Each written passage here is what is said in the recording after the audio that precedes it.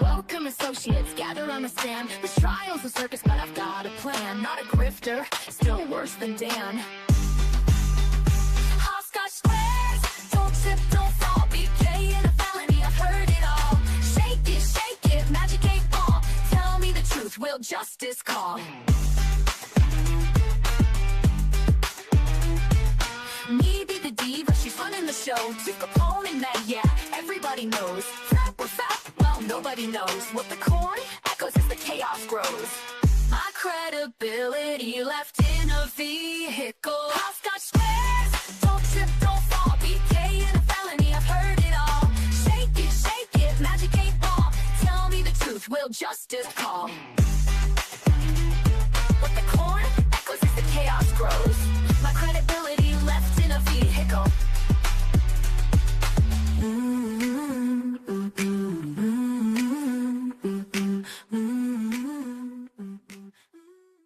I was sleeping. That's right.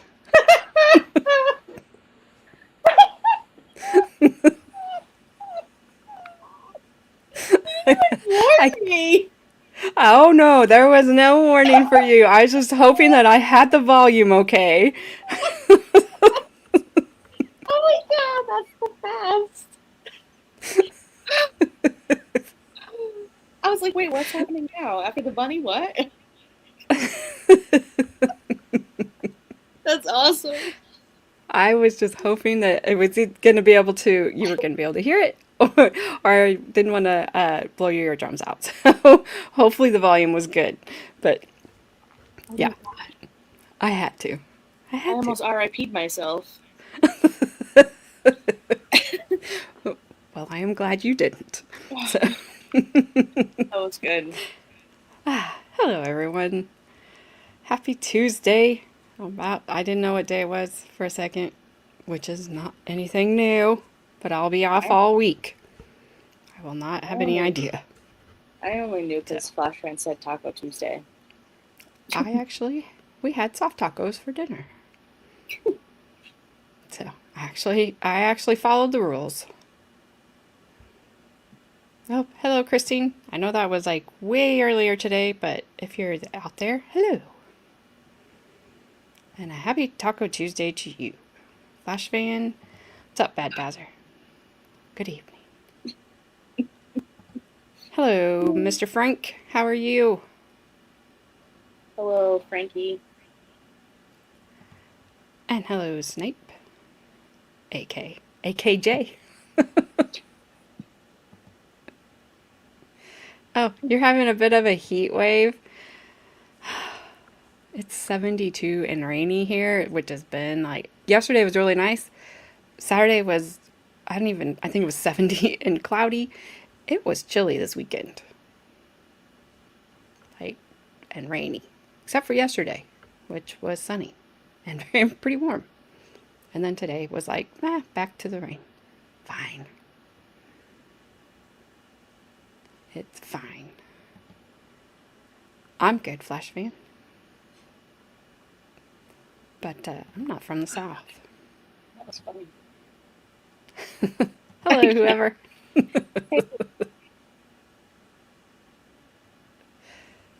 Plan as a loop in my head. Try making it. Bang. I had replayed it. I was going to put you and I on there. I was going to cut that and put that in there. Mm. And I was laughing at us laughing.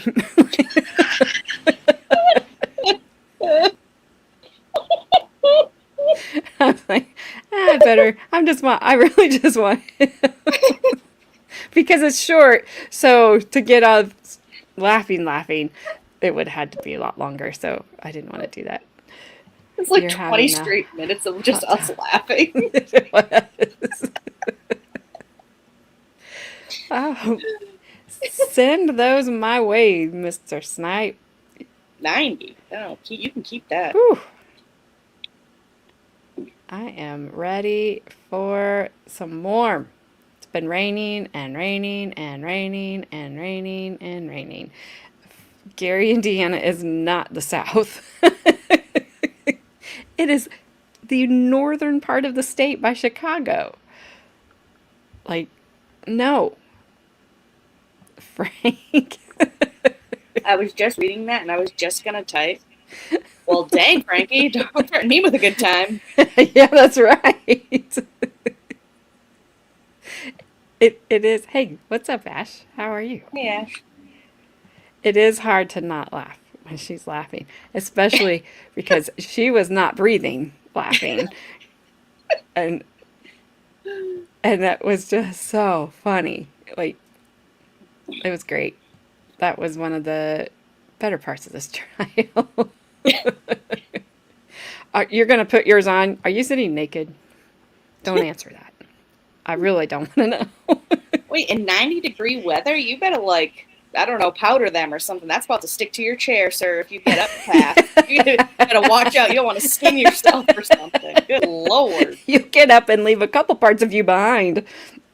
That's, you'd be like, owies. That hurt. She was having the cat concern cackle, and so was I. I know. Me and whoever kind of have a similar laugh. It's funny. I don't know. That was just so funny. It was so unexpected, and it was so deserved. So I enjoyed it, and I enjoyed it again. It was. I'll forever enjoy it. Yes. I almost was like, should I put something over his face, like, just to hide his identity? But maybe he doesn't even look the same. So, you know. I don't know. I mean, how many years has it been since this trial has been out? You know? 2009, so it's been a while. Yeah. It's been a while. I cannot raise my hand, obviously. One, it's not hot, and two, you can see me. So, you all enjoy, like, your naked ways. Bad Dasser. We're not animals. It's vintage, that's right. Almost. It's getting close. I am shirtless now. TMI. Stop it. She's like, all right, well, Frank's in his underwear. You know, Snipe Hunter's about to lose his nuts. She's like, I'm taking my shirt off. This is a free-for-all now. Ash has got her shirt off. Whoever's got her shirt off, hi, Deidre. Hi, Deidre. Welcome to the Nudist channel. I am not. Naked and Afraid Part 3. Yes, the new version. Yeah. Where you actually your don't skin see any naked people. You just hear the hosts talk about them naked. How much are we gonna bet that his skin sticks to the chair? I stay Hand well spray? oiled so I don't stick. Hand spray.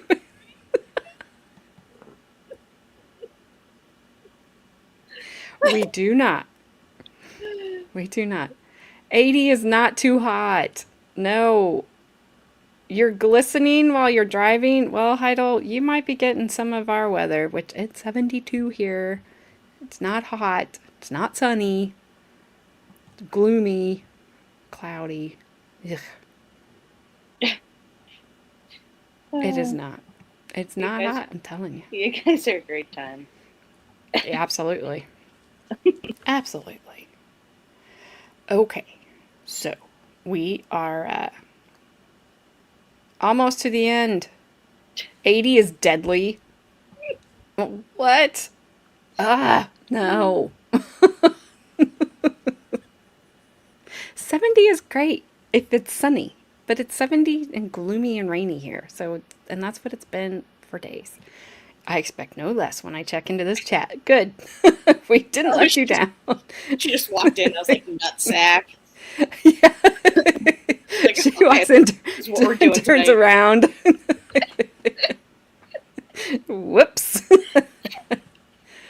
shirtless, letting the boys get some air. All right. Don't sit down on those. Anything that you're gonna stick to. Sleep Well, don't do bang. that. Sorry. Sleeping. That's fine. No, don't ever. No, nobody That's what I wants said. that. I No, said that too. Just so I can sit and smoke for like 5 minutes. no, you went away. I don't I know where went you went. away. Yeah, you kind of like trailed off. Oh, I did? Yep, Can you hear me now? I can. Do I have an echo, everyone? Please tell me. Not to me, so I can't tell you. People You in only sit chat, on them tell me if once. I got an echo. You only sit on them once. Okay. Whoever says no. Flashman says no. No, Thank no, you. no, no echo, No, Gabby. Gabby, I Gabby. love it, Frank. Thank you. Thank you, everybody. No. Okay. No, no, How about no. now? How about now? How about now? How Yes, about now? the echo is there. Snipe. See? No echo. Snipe. He's just mad because I'm talking about his sticky bean bags. At least you call them beanbags and not jelly beans. Nah. Okay. Awesome. Stunad. Any- He is. He is a stunad, isn't he? I don't know what that means, but I see her say it.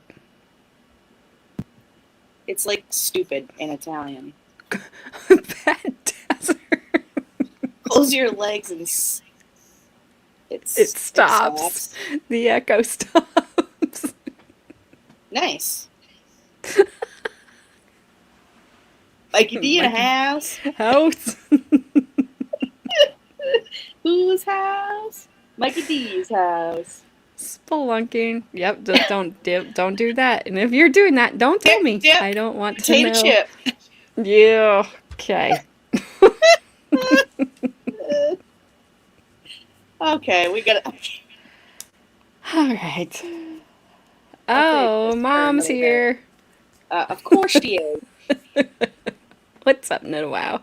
Good thing she didn't hear anything I said before. That's right. She didn't say y'all though. That's how I know she didn't hear me. That's right. Has many meanings in Guinea. Stubborn. Yeah. Yeah. All right. Got it. All right. So, Or you could call him a We- chooch. what? You could call him a chooch. A chooch. Yeah. It's another Sicilian thing. Why does it sound like you're getting electrocuted? Maybe I am. Oh, no, that's because my neighbor decided to just start mowing his lawn out of nowhere at Oh, okay. 6:14 p.m. at night. Like, you know, Okay. that's my neighbor's lawnmower. Sorry, everybody. That's okay. What's up, Christine? Good to see you. No, it's I'm just going to mute my mic. no, you're fine. I wanted to make sure you were okay. Oh, no, yeah, I'm fine. I mean, yes, she said that word and then we heard that noise, so Yeah. Chooch. I just put bad desert, see? Yeah, that's where my mind was going. myself in 8 seconds. Is it a riding lawnmower? No, it's not. The yard isn't big enough for that. Poor guy. So it's a lightsaber.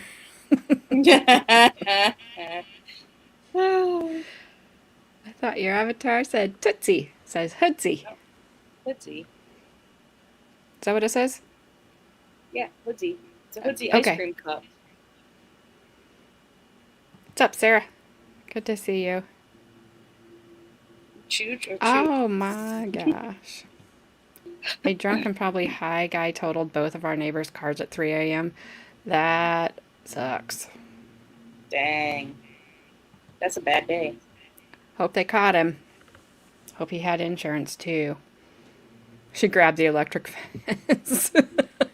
It's Sometimes I do that just because, I need to shake myself out of something. Make sure I'm still alive.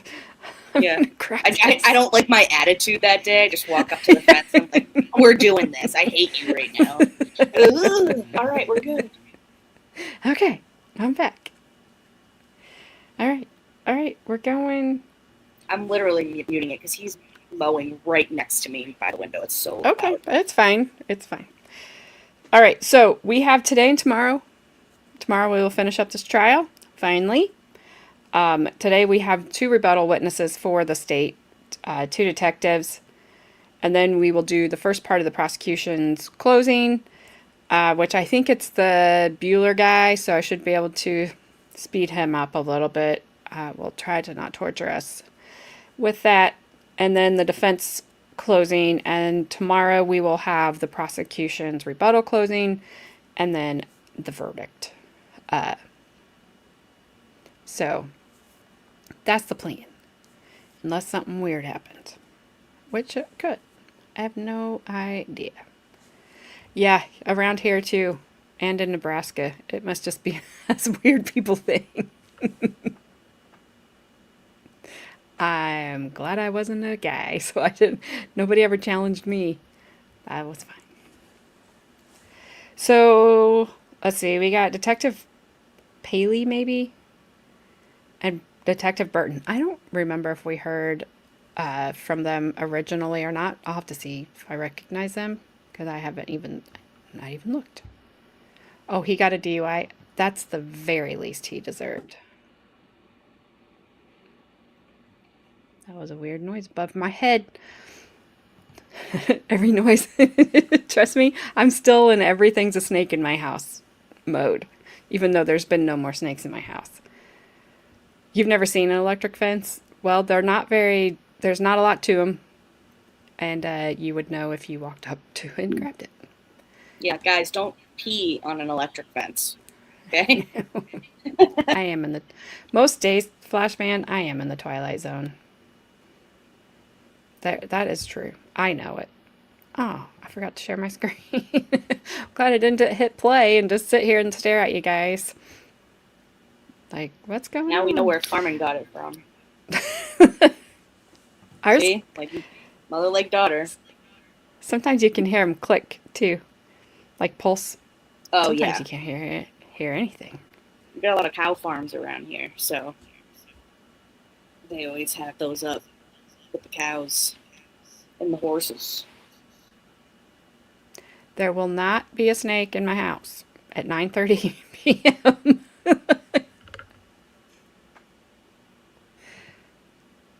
You walked through a spider web full of baby black widows, and I felt them for a long time after they... Ugh, yes. Ugh. I'm glad you didn't get bit. Oh my god, no. Burn everything down. If I walk through a spider web, forget about it. I'm like, burn the whole thing. Burn it down. Just get rid of it. Demolish it. All of I it. hate spider webs. Okay, here we go. All right. Detective Polly, I don't know. He'll tell us in just 1 second. If you would, please raise your hand. Do you swear or affirm that the testimony you're about to present in this matter will be the truth and the whole truth as you shall answer unto God? I swear. Please be seated. If you would, please state your name and your assignment and who you work for. My name is Philip Paley, P-A-L-E-Y, badge 285. I work for the Columbus Police Department, assigned to the Homicide Squad. You may inquire. Thank you, Your Honor. Mr. Paley, how long have you been assigned to the Homicide Squad? Just over 14 years. And as part of your duties, were you assigned to assist with the investigation of the homicide that occurred on January 18th of 08 at 1161 Loretta? Yes, I was. And pursuant to your duties, did you have occasion on February 13th to interview a young woman by the name of Kristen Holloway? Christian Holloway, yes. And when you interviewed her, did that take place at the station or did that take place elsewhere? That interview took place at Columbus Police Headquarters. And was she in custody at that time? No, sir. And Did you record the interview? Yes, sir. And approximately how lengthy is the interview? I believe just under 1 hour. And did you have occasion last night to take the CD home and listen to it? I listened to it at work. I work third shift, 11P to 7A, so I listened to it on my shift. All right. And are you familiar with its contents? Yes, sir. Now, at any time during the course of that interview, which occurred on February 13th of 2008, did Ms. Holloway ever state to you that she was up at all the night of January 17th into the early morning hours of January 18th? She was awake during some of those hours, yes. Now, did she ever state to you that once she was asleep that she got up? No, sir, and I think I just made a mistake. She was awake the night before, but she went to bed, watched the news at 10 p.m. and fell asleep probably by 11, so it was not into the next morning. She was asleep then. Okay, once down and out, right? That's correct. And that was your understanding, is that correct? Yes, sir. Did she ever state to you that she had any idea where Derris was once she fell asleep? She told me during the interview that she had no knowledge of where he was while she was sleeping. Now, at the end of the interview, did you ask Ms. Holloway if she had anything that she wished to add? That's correct, sir. Usually, towards the end of the interview, if I believe that we covered everything we're going to talk about, I give them the opportunity, or who I'm interviewing, an opportunity to add anything if they want to at that time. And did she have anything to add? No, sir, she did not. Just a moment, please.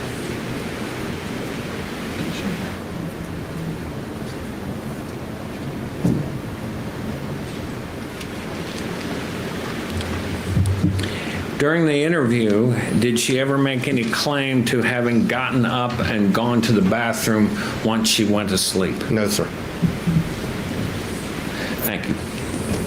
Thank you, Mr. Mitchell. You may proceed, Mr. Neal.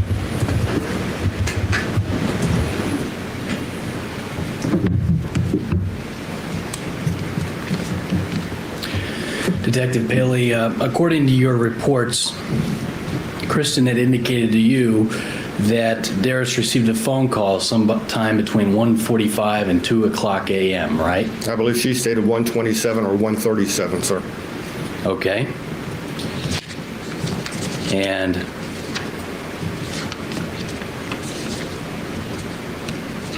when you do these type of interviews, especially when you're not the lead detective and you're passing on the information, you take down reports of what you heard and what you found out, right?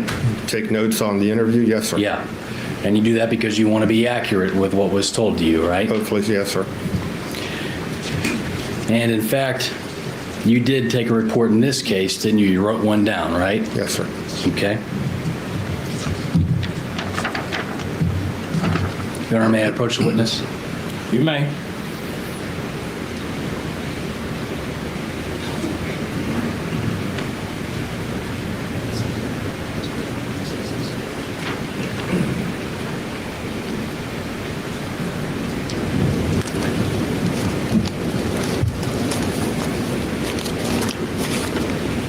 Do you mind reading the beginning of the second paragraph to yourself?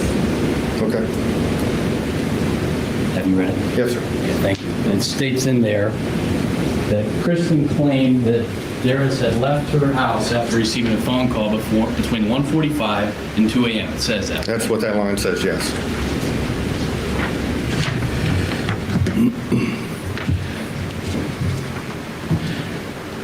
Now, during your interview with Kristen, you also asked what Derris's reaction was after receiving that phone call, didn't you? Yes.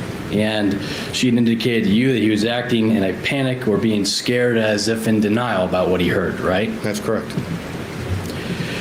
And she indicated to you that he was trying his best to stay calm, and initially was thought that perhaps his sister had been making this bigger than what it was, right? That's correct. And she also relayed to you that Derris kept thinking that maybe his sister had had a bad dream or something, Yes, she did. right?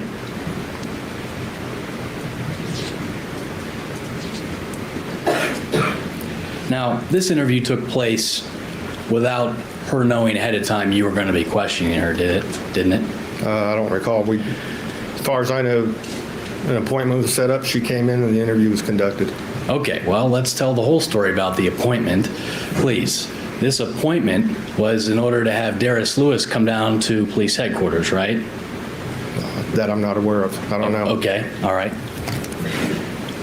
Are you aware that Derris Lewis was being interrogated in another room at the same time? I understood that's what was going to happen when she came down or he came down, that there's going to be 2 interviews going on, yes. And did you also understand that at that same time they were going to be going to Wager Street to interview his other roommates at that time? I went down after the interview, sir. Okay.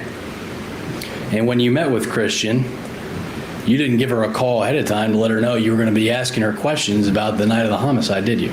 It probably wouldn't have been me. The lead detective sets this up, says, this person's coming in. Will you interview this person? And that's what I did. You never called her and told her you were going to be interrogating her, did you? No, sir.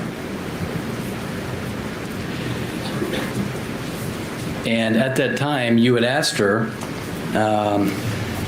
whether or not Dennis had kept any money in the house, right? Can you repeat that? You had asked her and had discussions with her about whether or not Dennis had kept any money in the house. I believe there was some mention of that, yes. Okay. And she indicated to you that her and the family members located approximately $200 in the drawers in that house once it was released to them. Didn't she indicate that to you? No, sir. You remember your report in this case? Well, if it's in there, can you show it to me, sir?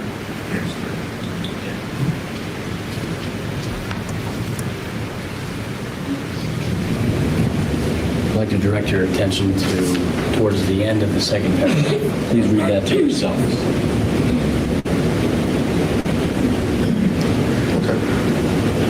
And it states in there, sir, does it not, that she indicated to you that her, along with the family members, had located money in the drawers of his bedroom furniture, right? Yes, sir. And she indicated that it was $200 and some, didn't she? For college, yes, sir. Right.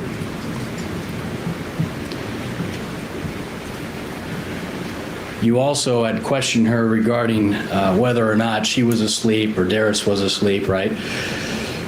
The fact is, she indicated to you that Derris was asleep before she was. That's correct. Okay. And she also indicated to you that she would have heard that Derris had gotten up and left because the house, and you quoted in here, is creaky and noisy. She indicated that to you, right? That's because of the age of the house, yes. Right.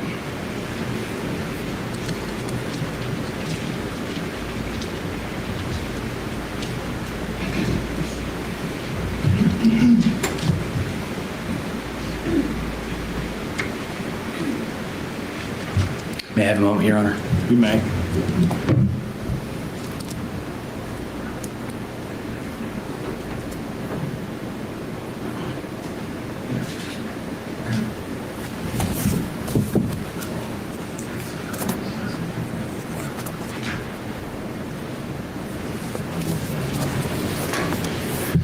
And Detective, when you were interviewing her, you indicated to her that if she were not telling the truth, she could be charged with a crime, right? She was advised of that, yes. And she also indicated to you that she is 100% certain about what she was telling you, although because it was so much later, she wasn't 100% sure of the times. I'm not sure about the whole part there. I'm not sure she said something about the times. All right, you remember the report we just talked about, right? Yes, sir.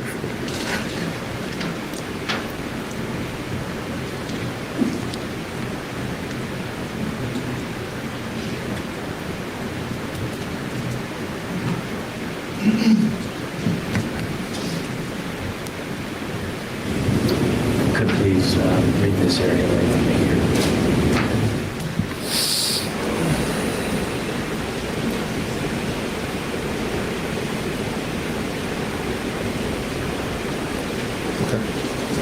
And she does she not indicate in there that other than exact times, that she had been completely truthful with you? Yes, sir.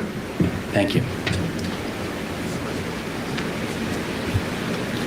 Thank you. Redirect.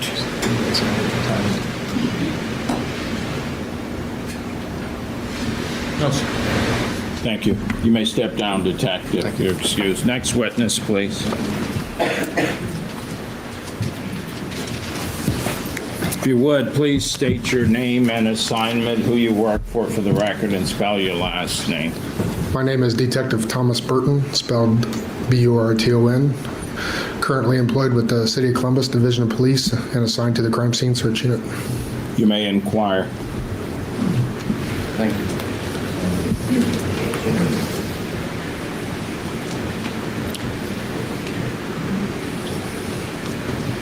Good afternoon.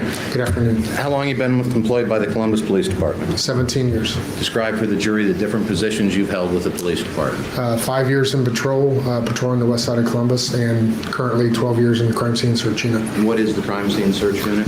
A Crime Scene Search Unit is a support unit for investigating detectives, which includes homicide and assault squad, sexual abuse. Our job is to assist in these investigative units. When we get to the scene, we discuss the situation with the investigating detectives. We take photographs, collect evidence, and draw sketches. Okay. How many homicide scenes have you processed in your 12 years? I've been up there 12 years. I've handled well over 200 homicides. Do you know an individual by the name of William Snyder? Bill Yes, I do. Snyder. Yes, I do. Is he also employed by the Crime Scene Search Unit? Yes, he is. Has he been employed by that unit longer than you have? Yes, he has. Have you worked with him on occasion? Yes. I want to turn your attention back to the morning of January 18th of last year and ask if you were one of the crime scene personnel sent to 1161 Loretta Avenue. Yes, I was. Was Detective Snyder also one of the crime scene persons on that day? Yes, he was. Did you guys work together? Yes. If, for example, you're taking photographs, one person's taking the photographs while the other person's writing down the list. That's correct. All right. When you got to that scene, did you have a chance to talk to Althea Young, the person who was assigned as the primary detective in this case? Yes, we did. And when you go to a scene as a crime scene search unit detective, is it unusual for you to communicate with the lead detective who's investigating the incident? No, it's not. Is that, do they share information Yes, we do. to assist each other in the investigation? Yes, To outline and point out things that you might specifically want to do in a case? that's correct. During your time on the morning of January 18th, was there discussion with crime scene search unit personnel and homicide detective Althea Young about the possibility of a large sum of money being in the bedroom where this incident began? Yes, there was. And were you aware of that statement? Yes. And were you instructed to do anything with respect to that money? Yes, I was. What were you told to do? We were to search the victim's bedroom for that substantial amount of cash. And did you do that? Yes, we did. I want to turn your attention to what's been marked for identification purposes as State's Exhibit B38. Do you recognize that? Yes, I do. What is that? This is a photograph of the victim's bedroom, and inside this photograph it has the TV and the dresser drawers located in the corner of the bedroom. Specifically, I want to turn your attention to that set of dresser drawers. Is one of the drawers open? Yes, it is. Would that be the second drawer from the top? Yes. Does it appear to be a 4-drawer dresser? Yes, it does. Okay, so if we count down from the top, the drawer that was open when the crime scene arrived would have been drawer number 2. Drawer number 2, that's correct. All right. Did you have a chance to look at that dresser and examine that dresser during your processing of the crime scene? Yes, I did. Did you, in fact, look in this dresser for the money that had been described in the conversation with Detective Young? Yes. Did you find any money in that dresser? No, I did not. Tell us what steps you took to look for in searching for money inside that dresser. In this case, I searched the open drawer, which is drawer number 2 as described. In each drawer, I've moved items. If it was clothing with pockets, that clothing was also searched.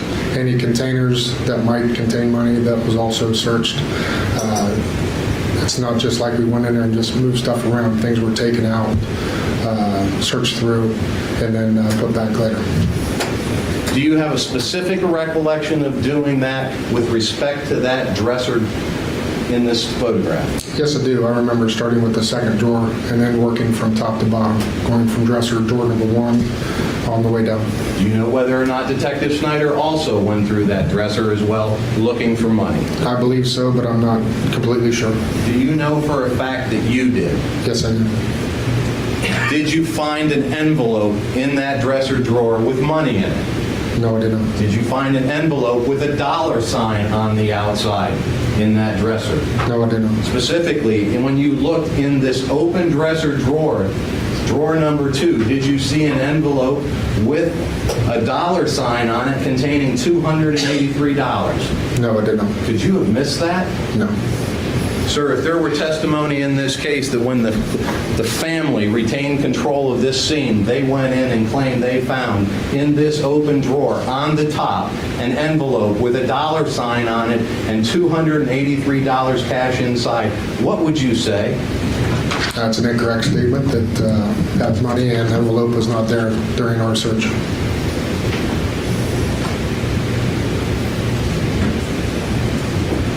As part of your experience as a crime scene search unit detective, have you seen bloody scenes? Yes. Can blood be the presence or absence of blood be something that's important in developing and processing a crime scene? Yes, it can. Did you observe blood on the walls in the northeast bedroom at 1161 Loretta? Yes, I did. In how many different spots did you observe blood? I believe we had blood on at least 2 different walls, and we took several blood samples from those walls. Would it be fair to say that on the 2 different walls there were multiple spots of what appeared to be blood in different spots on those walls? That's correct. And in the hallway, the stairs leading up to the attic, was there a big spot of blood in that location as well? Yes, there was. Okay. You ultimately made a decision to cut out 1 piece of drywall, or I'm sorry, 2 pieces of drywall out of all the different samples that had blood on them. Correct. Why did you cut out the 2 that you did? We believe we found a fingerprint or palm print on the 2 sections that were cut out. Have you had experience developing latent fingerprint evidence in your experience as a crime scene search unit detective? Yes, I have. Did you examine the spots that were cut out of the wall? Yes. Did you yourself see what appeared to you to be ridge detail in blood? Yes, I did. Any doubt about that? No. Thank you, sir. I have no additional questions. Thank you, Mr. Stad. Mr. Neiman, you may cross.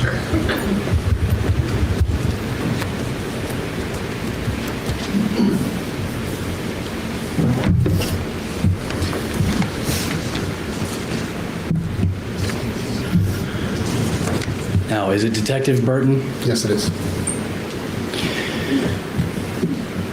Detective, you just testified that one of the main things you were looking for in that room was money, right? That's correct. Now, you took 145 photographs of evidence in this case, didn't you? It was actually you that took the photographs? I believe so. Yes, I took the photographs. And are you aware that there's not one that shows you going through anything in the drawers?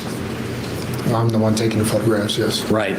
And there's not a single photograph that shows that you had taken anything out of the drawers? Yes, these photographs were taken before we moved any items. Okay. And when you do these things, you document what you find, right? That's correct. And in a particular case, such as when you're looking for large amounts of money, if you don't find the money, then you don't, you have that in a report that you didn't find anything, right? That's correct. You don't have any reports with you today that states you looked in those drawers and that you didn't find any money? No.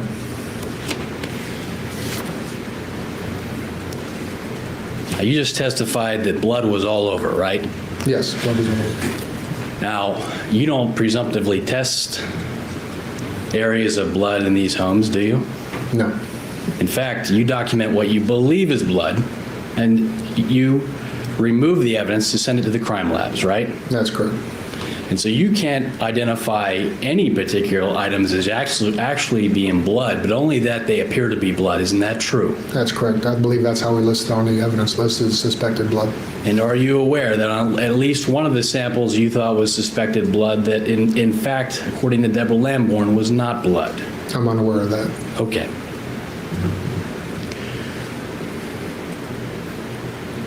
Now, you indicated that you had cut out portions of the wall where you claim you saw rich detail, right? That's correct. I believe Detective Snyder actually did the cutting of the wall, but yes. Okay, and that's consistent with what he testified to.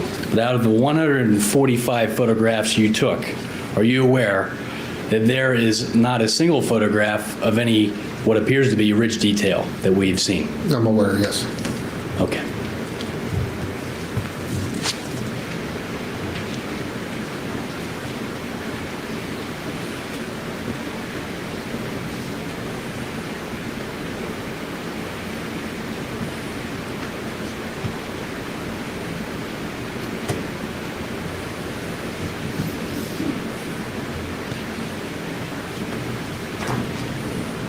Detective, you're not a latent print examiner licensed in Ohio or any other jurisdiction, are you? No, I'm not. Okay, thank you. Thank you, Mr. Neiman. Anything, Mr. Stant? Just briefly. You may proceed. By my approach. State's Exhibit B92. Do you recognize that? Yes, I do. Does there appear to be a red substance on the wall?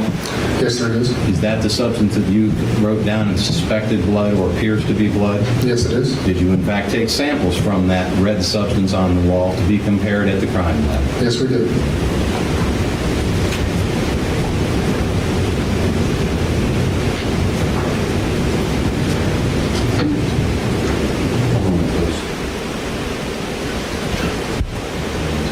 No, Gabby, this is not that person. This is the one, the 145 photographs we went through, like one by one. Thank you. He took them. Anything? No, Your Honor. You may step down, Detective. Further witnesses on behalf of the state? No additional witnesses.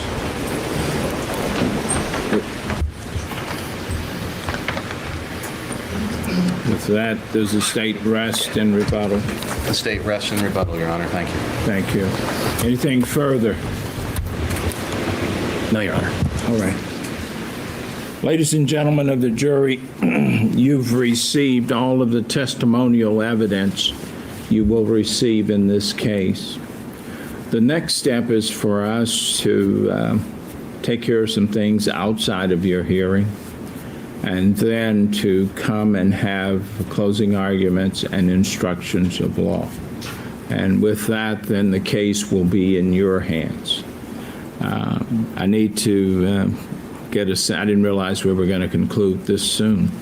I need to speak with the attorneys briefly so I can get a sense of our timing. It'll take us 30 minutes to an hour to take care of what we need to take care of.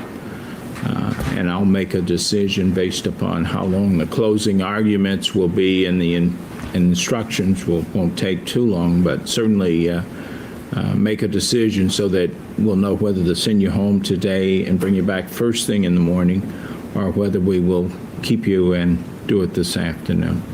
I'm going to go ahead and excuse you at this time and just ask you all to stand by for a few moments, and then we will let you know.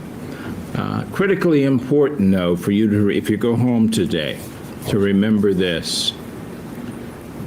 You've heard all of the evidence that you will hear, but you're missing an essential part of what you need in order to start deliberating.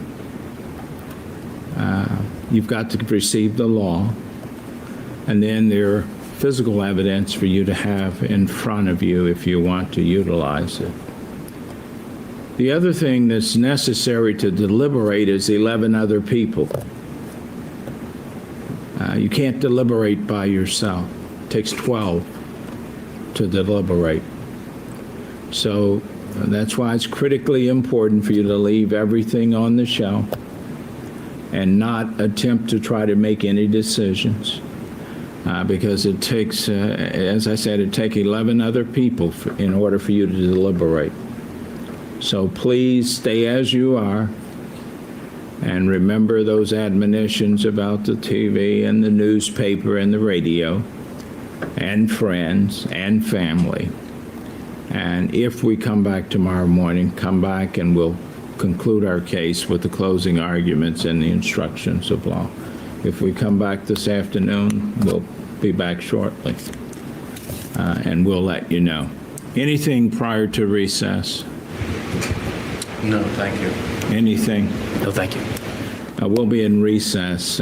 All rise, please. You may be seated. We need to go through the closing, the instructions of law, but no new exhibits. No new exhibits. First of all, counsel, anything on behalf of the defendant at this time? No, Your Honor. Beg pardon? No, Your Honor. All right, very good. Why don't we...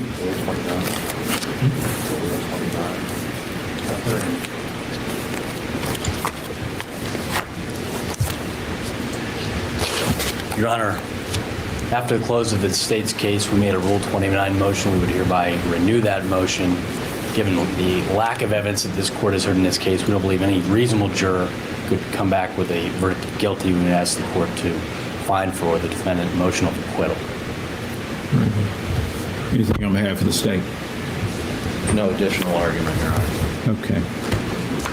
With the conclusion of all of the evidence, the court has to consider that and determine. One of the things that is critically important is that the court cannot substitute itself for the finder of fact in this case. The jury will be the finder of fact. The court at this time feels that if the jury chooses to believe the prosecution's case, there's sufficient evidence for them to proceed and begin their deliberations. And that matter should be left in their hands. At this time, your motion for a Rule 29 acquittal is denied, and we'll proceed with closing arguments. How long do you think you will need, Mr. Stadd, on behalf of the state? All right, I'm going to pause that because I know how long he can. I know how long he takes. I thought it was weird that the state was like, "Hey, Rule 29," probably just protecting themselves in case they got something like they appealed on that or something. Like, I don't know. That was weird.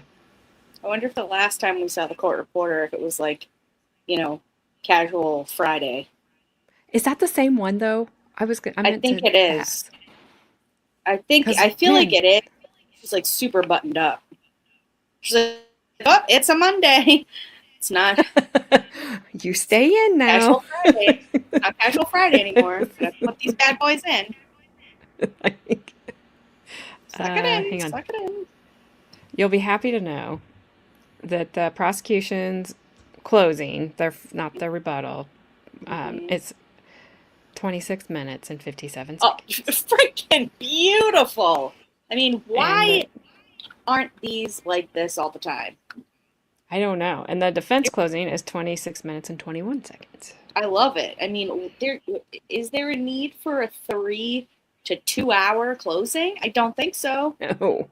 We just watched the entire trial. I don't think we need a whole recap of it. So he did it at the end of the state's case and he denied it. So he was just renewing the motion there with the prompting of the state. The state whispered over to him, Rule 29. I thought, what are you telling him? What are you doing? Like, stop it. The guy looked at him like, what? I don't need to. He's like, yeah, this Rule 29. Rule 29. Rule 29. I want to make sure all my bases are covered. 29. Yeah, I agree, Deidre. Like this trial, yeah. This case is Scary. It was pretty quick. Monday, not flop them out Friday. It's Titty Tuesday, Dazzer. Well, Haley, you missed it earlier because everybody in here, not me, because you can see me, was taking off their clothes. Or Yeah. already had done so. Half the people in the speak. chat right now are naked in this Yes, chat. just- I so don't know just how that makes you picture that. feel, but you know, Just picture that. and at least 3 of them are guys. So You're welcome. Also, I feel sorry for Christian, his girlfriend, because everybody pronounces her name Kristen. She's like, it's Christian. Thanks, Mom. Thanks, Dad. yeah. I mean, I would take my clothes off if my son wasn't next to me. Thank you for not doing that while he is. I'm sure he's saying thank you as well. Thank you.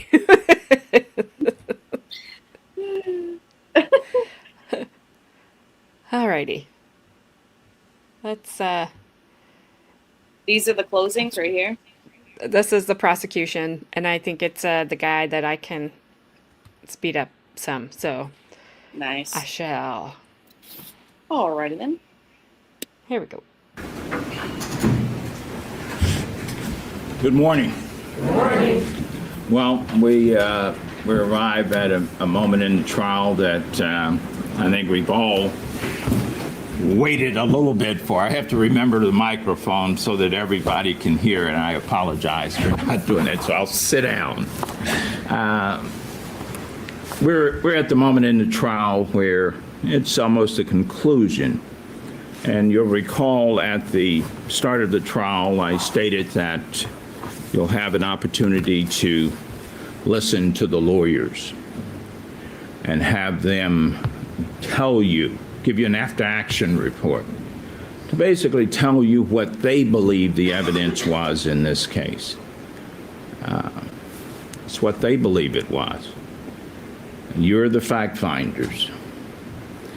You, if they advise you of something during their closing arguments, and it's not the way you remember it, remember the evidence.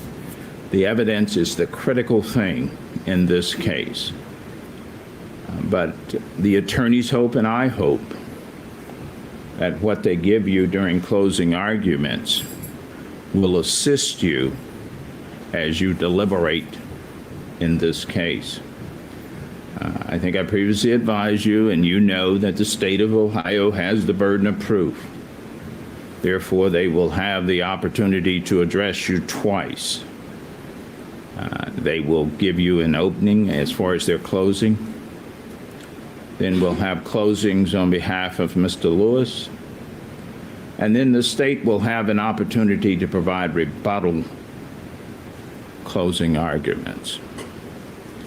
One of the things that I need to ask, of course, is does anyone have anything they want to tell me with respect to the admonitions that you've been given? We need to talk to anyone. All right. There's one other matter I want to advise you of.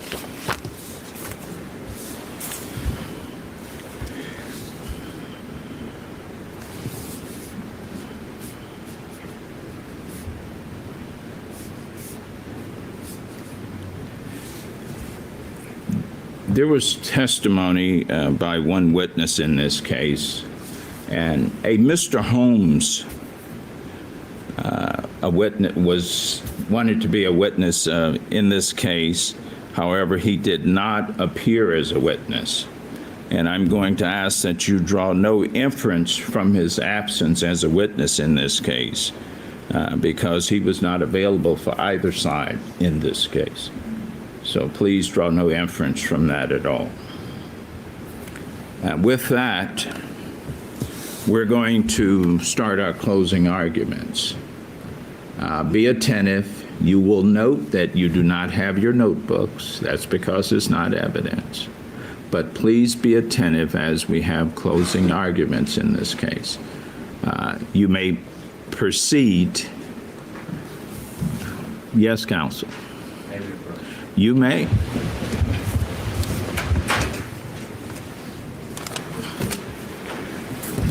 All right, we're ready to proceed. On behalf of the state, Mr. Mitchell, you may proceed at this time. Thank you, Your Honor.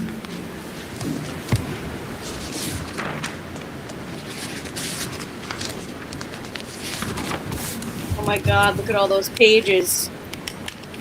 Speed him up.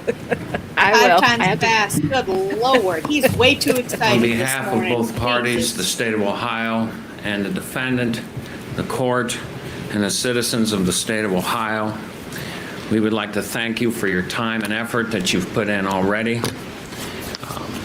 and to thank you in advance for the time and effort that you will put in the very near future.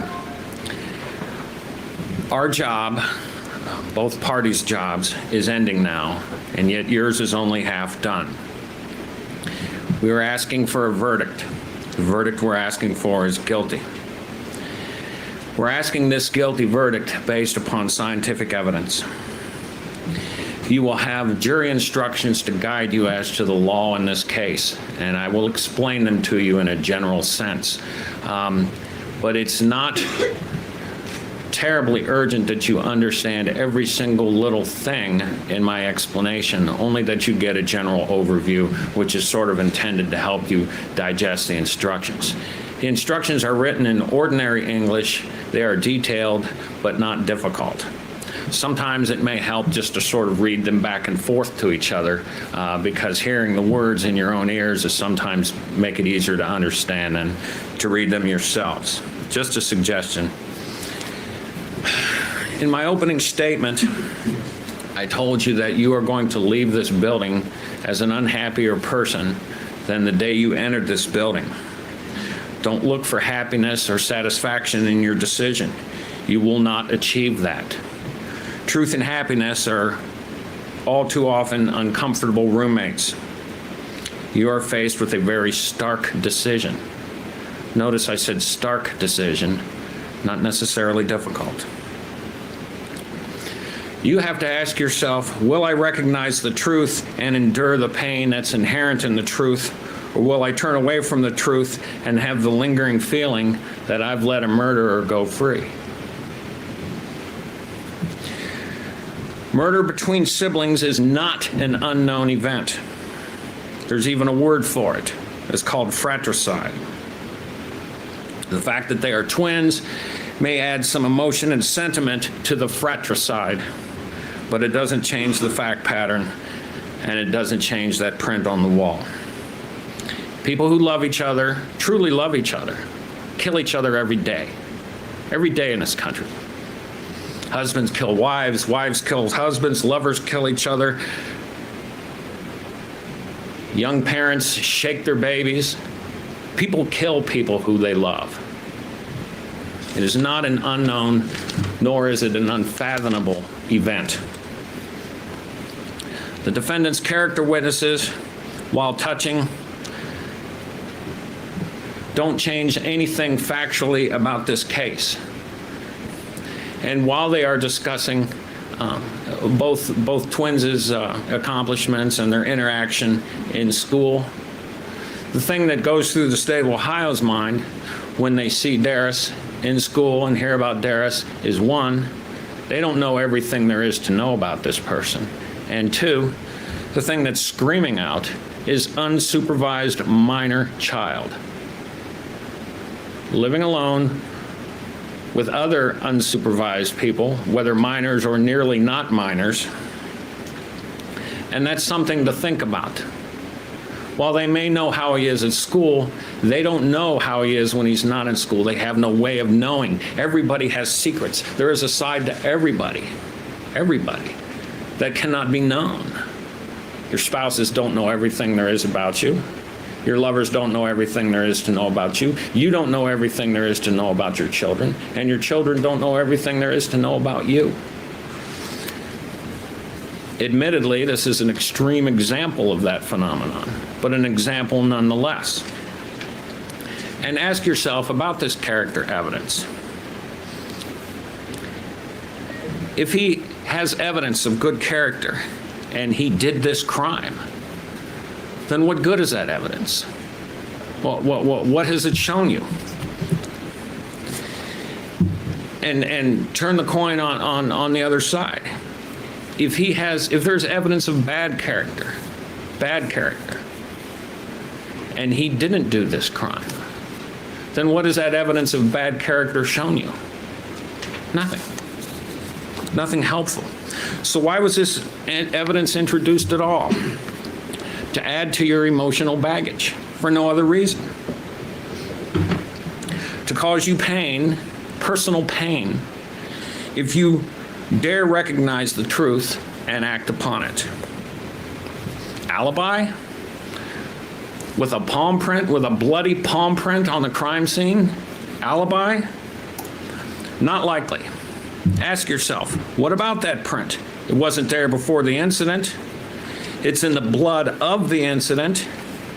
Do you have any idea of the mental gymnastics that you are going to be asked to do to buy this alibi offense?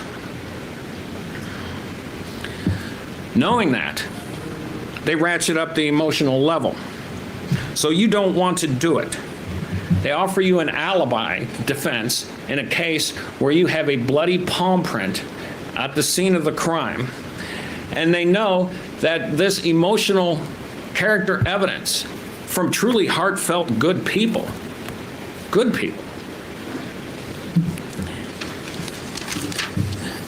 is going to make you not want to do the things that the facts tell you to do.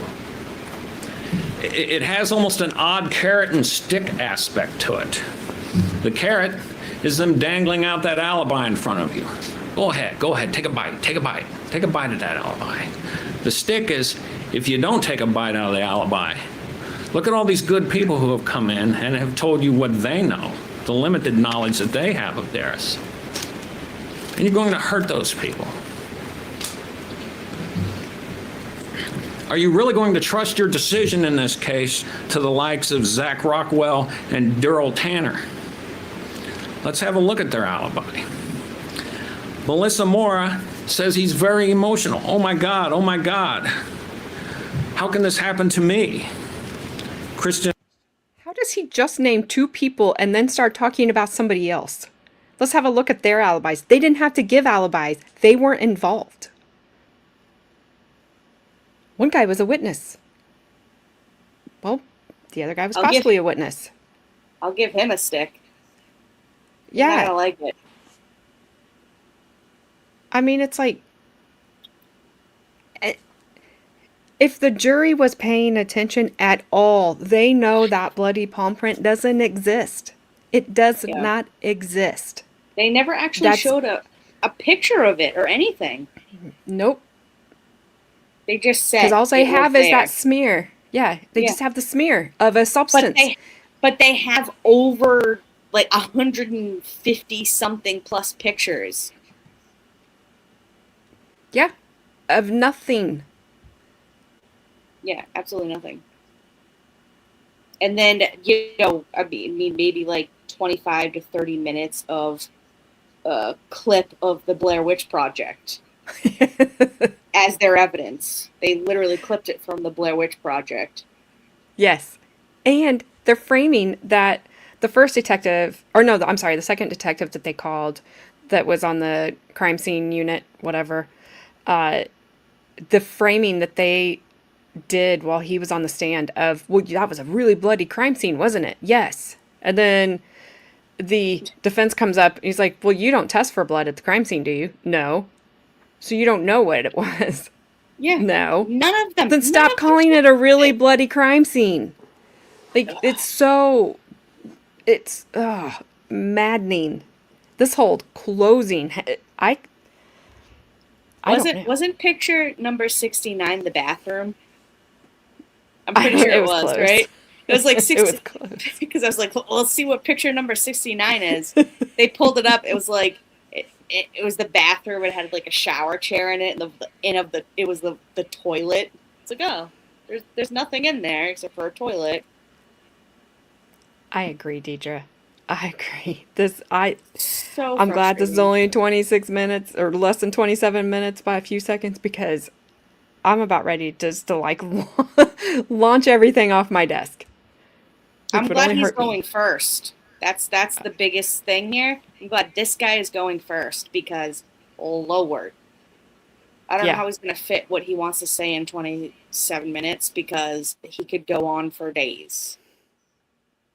Well, I don't know who gives rebuttal, so we might have to hear him again tomorrow. Well, that's tomorrow. Today, he's first. We got to get him out of the way, you know. And I promise you, I do have him sped up, but I can't. I have to keep him somewhat Oh no, so that I know. everyone I know can. you have. Yeah. I know. I just want everybody to be able to understand. Because sometimes when I speed them up too much, other people can't understand. So I don't know. I don't know if he does or not. I didn't look. And if I did look, I probably looked a while ago and I don't remember. And I'm not going to look right now because it might make me sad. Well, trust me, if you didn't have him sped up, I would know. Because I'd be like, holy shit, is he ever going to put a period into that sentence? This is like how like a normal person would talk. Kind of. Kind of. I'm looking forward to, I hope the defense absolutely nails home that there is no bloody palm print. Yeah. And just because he has people giving him an alibi. He has more than one person giving him an alibi. And when he pushed back on the state's first rebuttal witness about, well, didn't Christian say this? Well, yeah. Mm-hmm. It's like, yeah, she did. Or I don't, well, I have to, if my report says she did, then I guess she did. Like, yeah. Okay. 6'9" in the bathroom. Ash. Oh, because of the shower chair. Oh, Ash. Which was a farce because they knew what they were doing. They knew what they were doing when they put that glove on his hand because he had a glove on underneath. He had a glove on, and because they had to put the glove over the glove, and they knew it wasn't going to fit. Yeah, he spread his hand apart. He spread it so far where like it wasn't going over it. Yep, they knew it wasn't going to fit. Yeah. How are you going to do that in this case? If the wall doesn't fit, you know what I mean? Yep. Yep. And there was also that. I'm beginning to agree. Beginning to agree. Well, just how they took and I know this case happened you know, it's not a recent case, but when did it happen, you said? The crime happened in 2008. The trial happened in 2009. Oh, okay. So that video looked like it was like in the 90s or something. It did. It was bad. It was bad. But come on. Maybe the police department didn't have the funds to update their camera equipment. We'll give them that because their budgets suck. I don't even care. First of all, he was whipping around that whole room. It's like, what was that? That was a bag. And he zooms in on the most useless crap. Weird stuff. A Foot Locker bag. Wow. Yeah. What's this? Oh. Did you go buy some Jordans? Like, what? Yeah. Yeah. Look at this speck of dirt on the floor. Let's zoom in on that. Oh, look, yeah, that was exciting. Detective Becky's bending over. Let's zoom in on her butt while she's bending over. He's that type of videographer, you know? Like, get it together, buddy. He's like, I'm usually taking this video at the office Christmas party. I'm much better at it. It's boobs and butts. The whole video. Yes. With just, like, tassels. He edits in. Good point, Snipe. It's almost like phone records weren't kept back then. They always asked what time people called instead of just showing the records.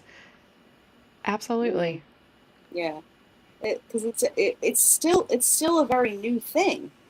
Even then, you know? Yeah. But still, phone records. Ohio State Highway Patrol used revolvers until like 2000. Well. I mean, I kind of believe that. I believe it. The way this guy even says, Ohio. I think they talked about it too. Yeah. I don't know, but I'm really, okay, I'm gonna hit play because I want to get through this as much as you guys do, but I'm really sick and tired of hearing about this bloody palm print that we know does not exist. Doesn't Sounds good. exist. Like, stop lying.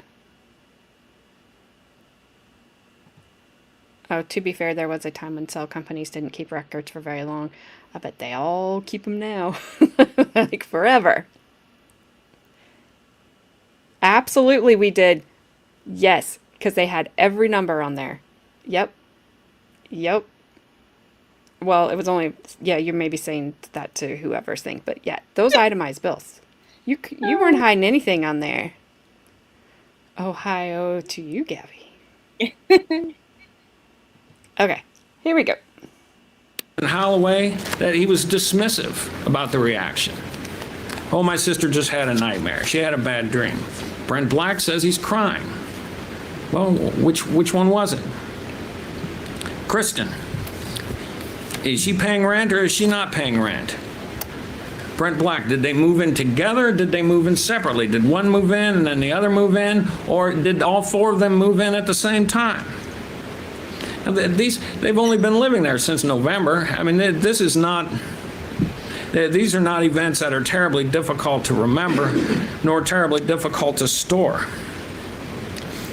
So what are you looking for in an emotional case? And it's an emotional case. I'll give you that. There's nothing about this that's not emotional. You say, for heaven's sakes, give us some objective evidence. Give us something that we can look at and say that this takes the emotion out of it. This is exactly what you want in an emotional case. And not only is this objective evidence, it's reluctant objective evidence. Nobody wants this thing. Columbus Police Department detective said she felt physically ill. They passed this print around the ID Bureau and said, have we got this wrong? Is there some sort of foul up here? They double check. They retake the print and they double check and they say, no, no, no, no. This is it. This is the truth. It is the unfortunate and difficult roommate of happiness. Nobody wants this. But if we're not acting on the truth, if we won't act on the truth, then what are we doing here? Why have we had this proceeding? Why do we have trials at all?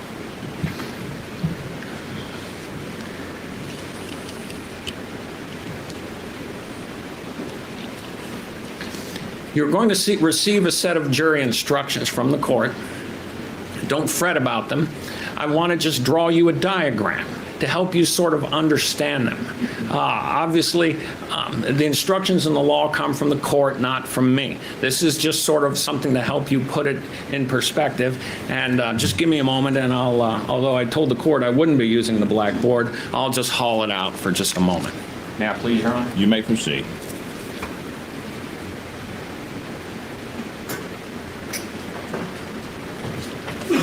Maybe he's going to show us where that bloody palm print isn't. Are the Iris, legs please locked? be safe. Oh, Lord. Okay. Let the woman do it. It's fine. All right.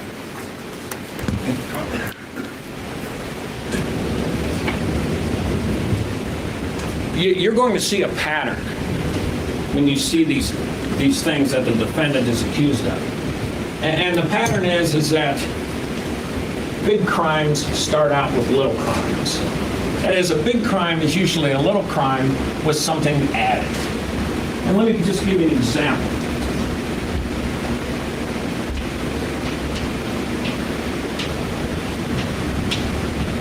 Aggravated burglary, very serious crime, extremely serious. Aggravated burglary is nothing more than a trespass. Relatively minor crime. If you trespass on your neighbor's yard for whatever reason, put a sign up, that is some kind of minor crime. I don't know what the level is, but that's what it is. But it's a minor crime with a couple of added things.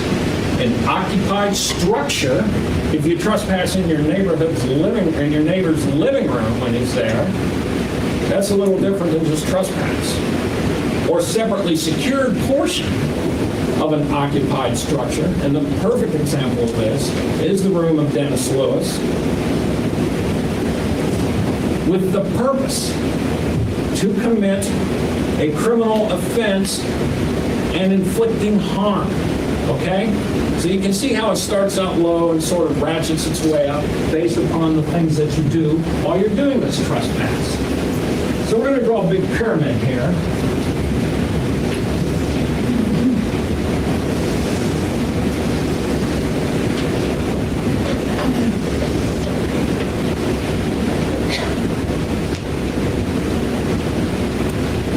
Agberg. Now, there are allegations of aggravated robbery in this. Now, what is an aggravated robbery? Well, an aggravated robbery, like aggravated burglary, is something relatively small. It's a theft. Starts out as a theft or an attempted theft.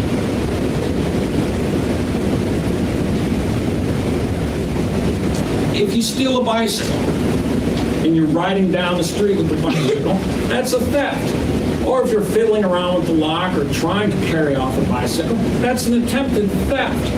Depending upon the value of the bicycle, that's a relatively small offense. A significant offense, because nobody likes having the thing stolen, but it is a relatively small offense. However,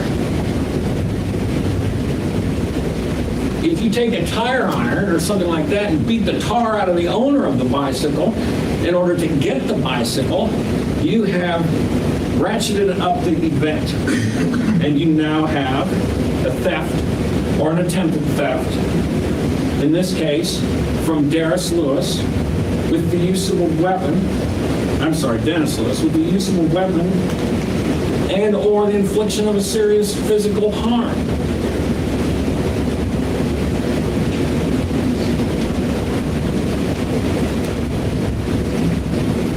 So there you have it. That is in a very general sense. Now, once again, this isn't gospel. You look over the jury instructions, but this should allow you to absorb the materials that you're given, hopefully a little easier. Now, the defendant is charged with these things. I'm going to call this ag rob, because that's what they call it. In addition to these two things, there are what are called firearm specifications.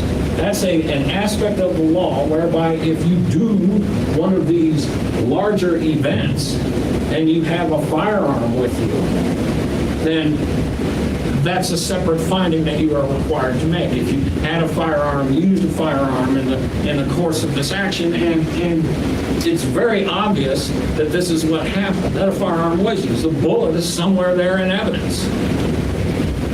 Now, there is a kidnapping aspect to this. What's kidnapping? I think Mr. Stead had made a statement that kidnapping is something that sort of floats around in your mind as being something other than what the law says it is. When you think of kidnapping, you think of something like in the movies where they pull up in a van and swing the door open and throw the person in and speed off into the night. Or the unfortunate example of the Lindbergh baby. Those are kidnappings. But a kidnapping can be other things. It doesn't have to be a removal from a place. It can be a restraint from a place. So there we have kidnapping.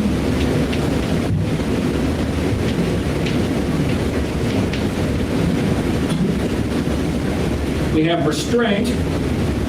Okay?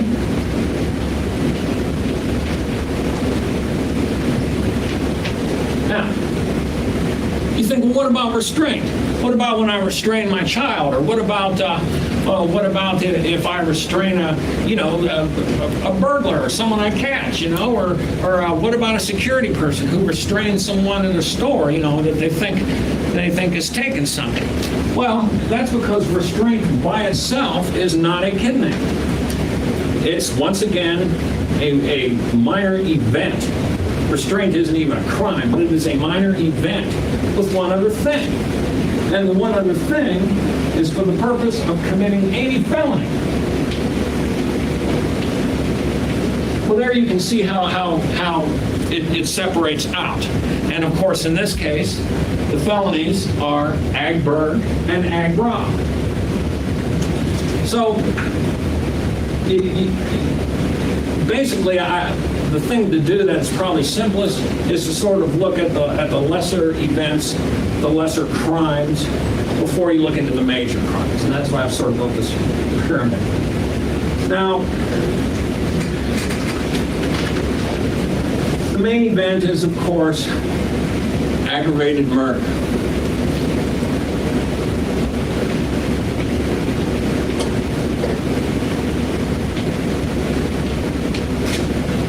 What is aggravated murder? Aggravated murder is nothing other than murder, regular murder, but with different events tacked onto it. Murder is purposely causing a death. But the thing that makes it aggravated murder, the thing that makes it worse than murder, is when it's got these fellas along with it. When you purposely cause a death while committing or attempting to commit any of these serious offenses: kidnapping, aggravated robbery, aggravated burglary. Okay? And probably the simplest way is just to break it down and look at that. So you start with the little things, which aid your understanding, rather than try to absorb the big thing and see how the little things fit in with it. There is a second count of murder.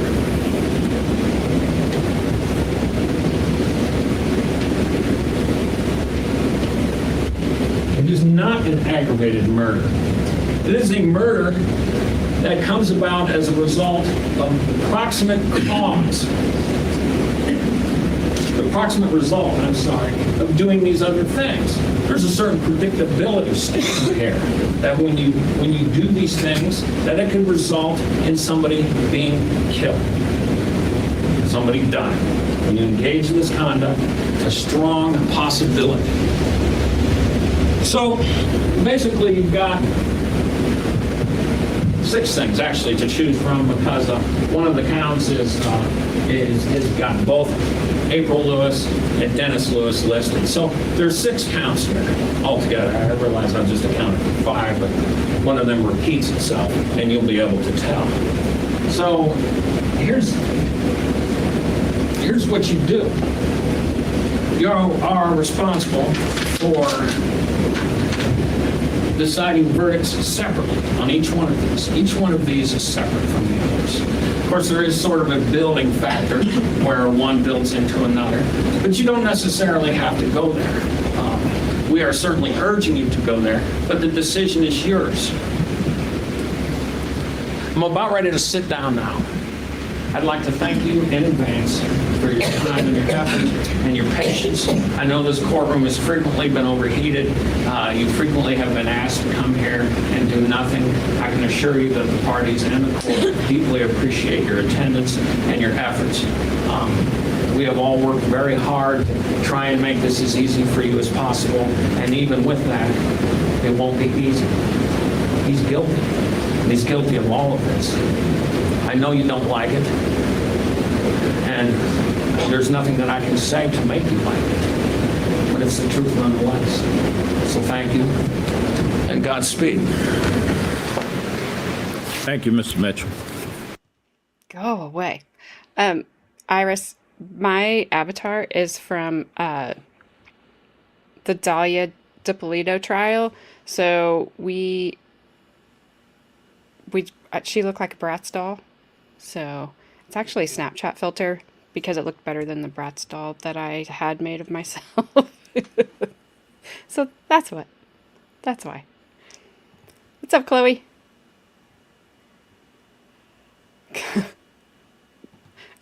She's like, what in the Kardashian is happening with your avatar? I had to read that twice because I'm like, what?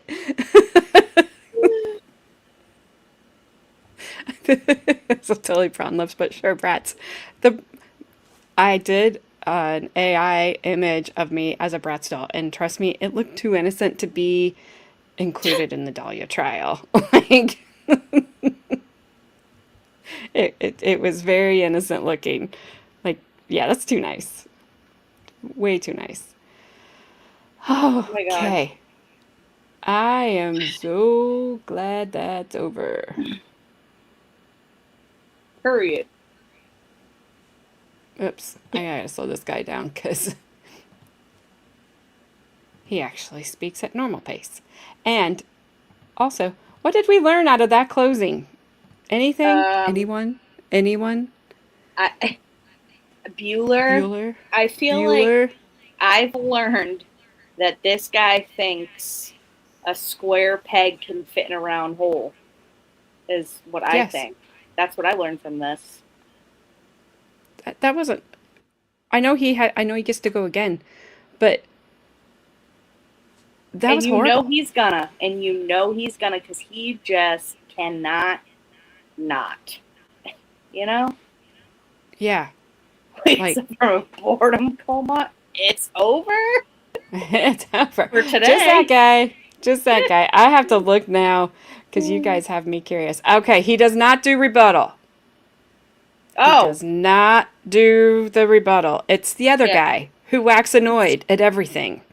the state is That- probably like, buddy, you got to take a back seat because you're losing them, buddy. You're losing them. Yeah. So he does not, thank goodness, do the rebuttal. Dude, All the right. jury must be so confused when he's talking. They're like, wait, what did What? he just say? Yeah. Wait, Are what? Did he just we supposed physically are we supposed to lean ask- back? Yeah. Did he just physically ask a detective if they dipped any part of their body in the blood? Did he just really ask Or that dip- question? Or dipped anything in the Yeah, blood? dipped anything. Not just Did your you dip body. anything in the blood? I mean, Yeah. clearly he's sane. He thinks he heard it was proven to be a bloody print when they never introduced any evidence of that. Nope. Yeah. Someone You can't just say said Lord. bloody print. Someone just said bloody print once, and this guy is just hanging on to that word by a thread. The state is just clung on to that. And it's just ridiculous. It's not there. There is none. Like, you didn't produce the print. It's not there.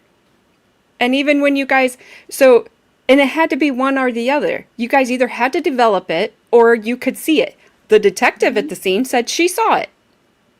The fingerprint person said they had to develop it. It can't be both.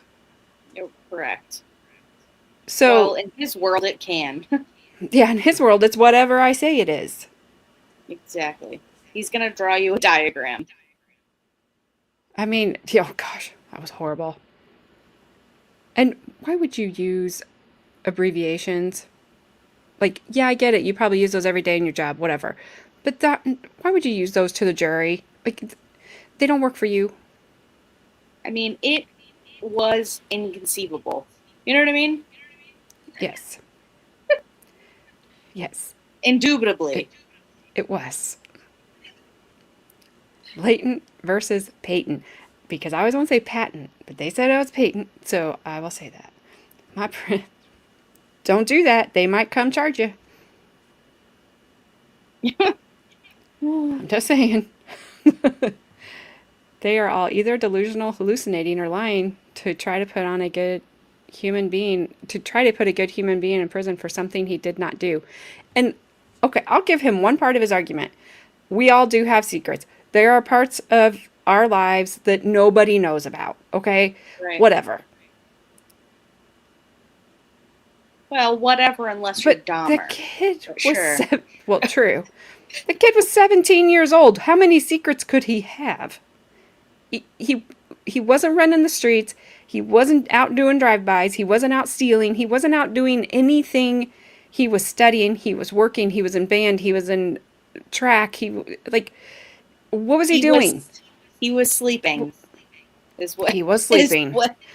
Everybody was sleeping. Okay? I mean, it's like, when was his time to have his secrets? And yeah, Did he live with his girlfriend while he was still in high school? Yes. Was that probably a good idea? No. But I mean, she was the valedictorian. She was top of the class. Yeah. That we school saw was her. important to them. They, it's like, They were all at the library. Are you kidding me? They all went to the Yes. library, and then they came home. They had, wheatgrass shot, and then they went to bed, is what happened to these people. Are you kidding me? They're not out there, whatever. They're waking up the next morning so they can go to the library again and get the heck out of this place, you know? yeah. I mean, and I think the reason he probably moved out of his mom's house was just space. Hmm. It's him and his brother were sharing a room. It wasn't that big of a room. It was probably just space. So that has been my thought all along about seeing when I saw the pictures is that he just wanted the space. Yes, he did have a handprint in his house in his old bedroom that he went to every day. Yeah. He lived in this house, and they're saying that his bloody handprint was on the wall, but every detective had a different story. Some detectives didn't see the handprint. No one tested the handprint. No one tested it to see if it was real blood. Someone saw it. Someone did. There's not an actual picture out of the 200 pictures that they took of the crime scene. There's not one picture of this bloody handprint that they're claiming was at the scene. Yeah, there's nothing. And then when the defense was questioning the person who supposedly had developed this, he put the overlays on it, and he's like, so this would have been way up here. Like, it's not even in this red substance. Yeah. It's not even in that. So, and did anybody ever conclusively say No. what that was? No. Because I was confused on that because I thought the judge said when the guy was arguing for a directed verdict that one of the witnesses said that was blood. But everybody else said it was a red substance and they didn't know what it was. The lady who said she saw the blood yes, exactly. So the lady who said she saw the bloody handprint said it looked like blood to her. But when his lawyers asked her if she tested it to see if it was actually blood, she said, no, I did not test it to see if it was actually blood. But she said it looked like blood to her. So, like, we've been making a joke the whole time. It could have been strawberry jam. We don't know. Yeah, we don't know. And yeah, they don't know whose DNA was on that. So they have no idea. They can't say they can't say whose blood it was. They're just saying that it was Dennis's because he was obviously injured. Mm. But he didn't live there his whole entire life up until now. So of course none of his prints are going to be over there. Like he never went back there ever again. Pretty much, Iris. It's really bad. Yes. I hope that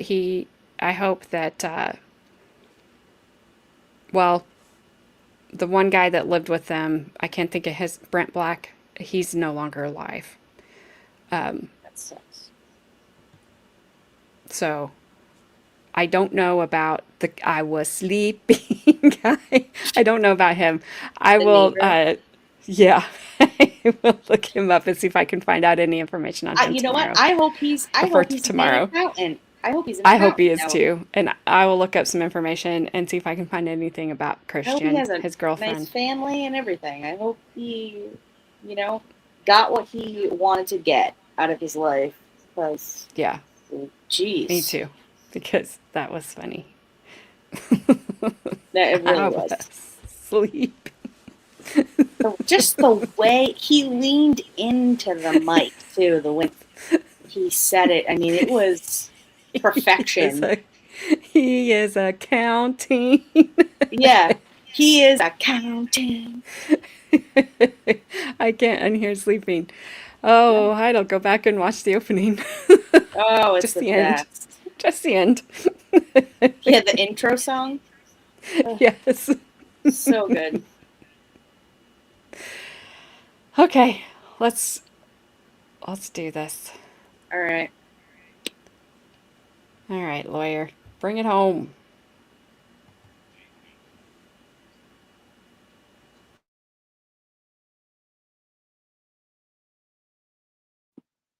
Share the screen. Carmen. Gosh darn it.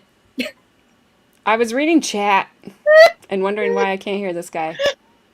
I could hear him. Sorry, you can hear him. All right. And I'm a professional. This is the So- best. Oh, they were very condescending to that guy. It was Sorry. So great. It was so great. But I will always laugh at that. Yes, I know. I'm sorry. I am professional. Just like that. Professional. Don't ask me to spell it. Derp, derp, derp, derp, derp. I'm a professional, one of a kind. I can't sing that because I don't know what song that's from. I think it showed some of the motive for charging the innocent man. Yeah. Well. All right. Everything's shared. Here we go. Again. On our own. Sorry. You may proceed, counsel. May it please the court, opposing counsel, ladies and gentlemen of the jury. This has been the longest trial of my career. This has been the longest week and a half of trial that I've done. I have no doubt it's been the longest week and a half of my client's life. And we have no doubt that it's been probably the longest week and a half, or maybe 2 weeks, that you're going to have to do. One thing that we want to get across is that something was very wrong with this investigation. You have heard repeatedly about bloody palm print, bloody palm print, bloody palm print, ridge detail, ridge detail, ridge detail. I think if Can you guys hear him? I know, Frank. I know. Yeah, I can hear him. Because he's really low. I raised it up a little bit. I'm hoping the judge is leaning over to be like, go get by the microphone. He is a bit late. Okay. I turned it up a little bit. I will, that's right. And he's very muffled. I know. Because I can't move him.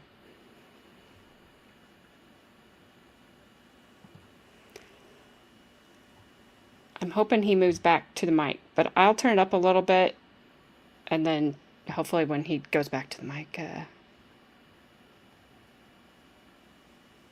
I won't blast your ears out. you say it enough and say it so many times that it gets repeated, you almost want to believe it. But what we need to do is we need to accept the fact that Derris Lewis's prints were expected to be in that house. He lived there for 2.5 years. His print was found in an area where his bed used to be located. His prints were found in other areas of the home. What we dispute is that that print was in blood. And in order to do that, we need to show you the evidence.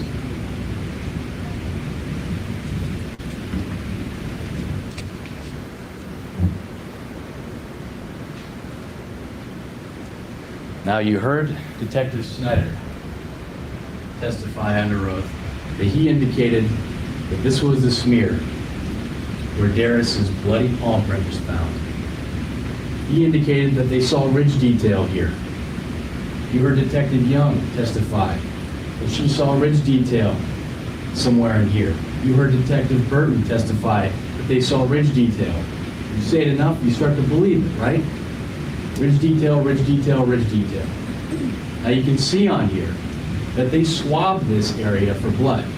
They indicated that where those swabs are is where they removed blood and they sent that blood to Deborah Lamborn at the crime lab. We don't dispute that that is blood. We don't dispute that that is Dennis's blood.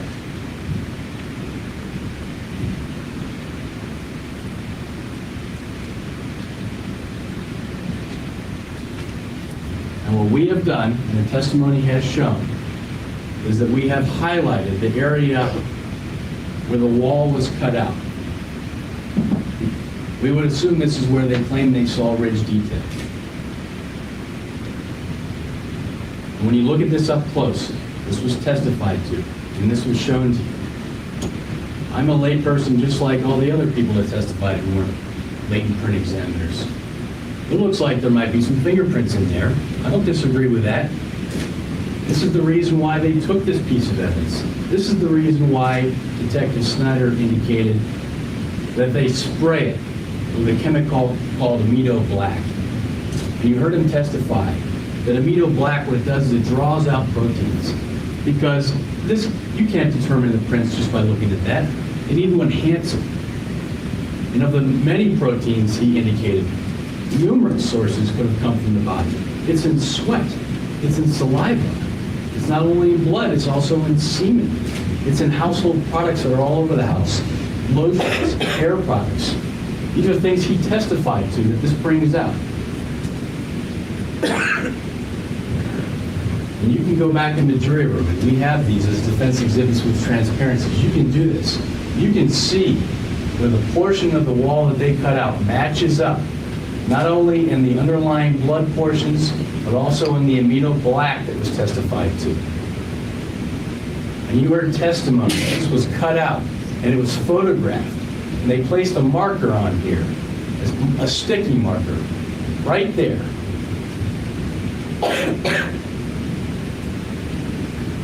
And then you heard Mark Bryant testify. He's the latent print examiner. He's the one that testified that he saw Derris's print. And when he looked at it, he noticed how the amido black markings and the underlying dark markings match this area. He testified, and he was surprised. You heard him. He was surprised that that sticky note would have been placed on top of the crucial print in this case. What does that tell you? That tells you they didn't see it up here.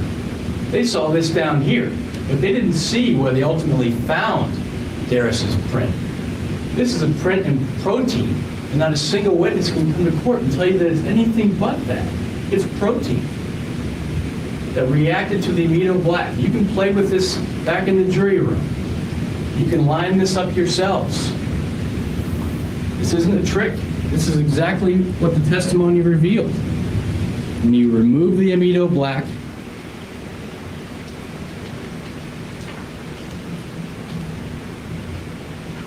you can see that the print was above where there's visible blood. Next slide, please.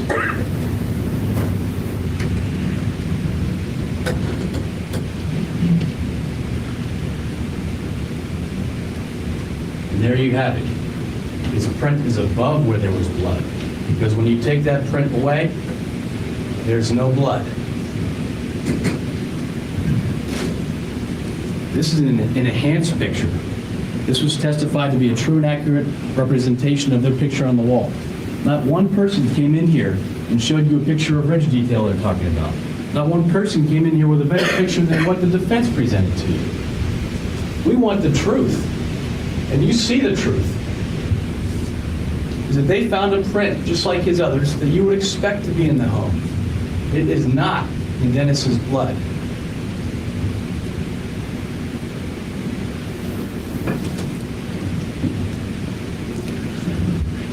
You also heard them call to the stand Kim Sharrock, who's more or less an assistant to Mr. Bryant.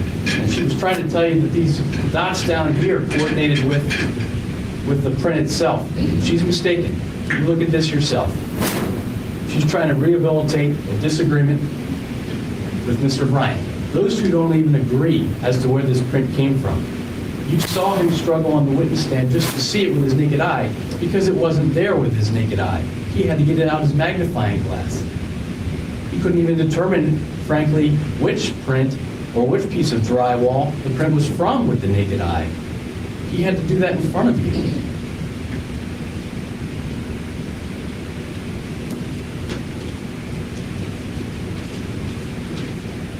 Ladies and gentlemen, this information shows you that he didn't do it. It's that simple. And we know he didn't do it because if we look at the other evidence in this case, the evidence presented by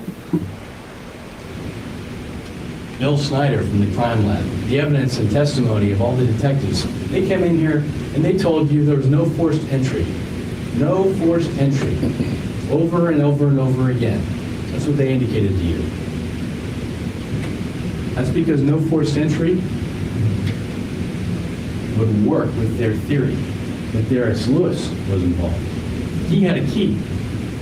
That means that they're going to completely ignore the fact that they acknowledge a ladder was moved from the garage over to the back of the house, that it was propped up against the rear bathroom window, that there were leaves on the rungs of the ladder, and there were leaves in the backyard, that it appeared the storm window had been opened, and even the sash in the bottom was bent, that the inside blinds were lifted, that there were leaves in the bathroom, that there's an unidentified palm print on the bathroom sink.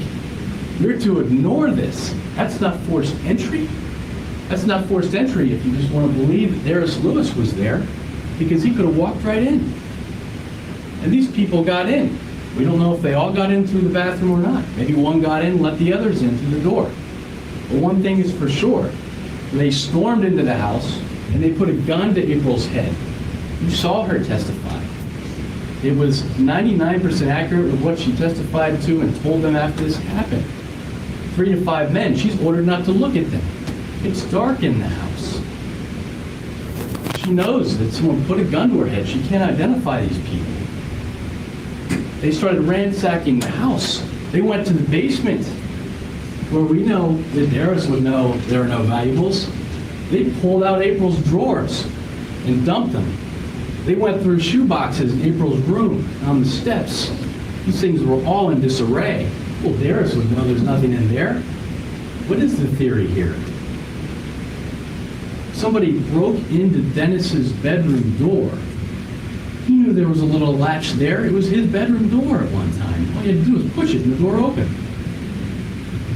Why kick it in? And poor Derris Lewis.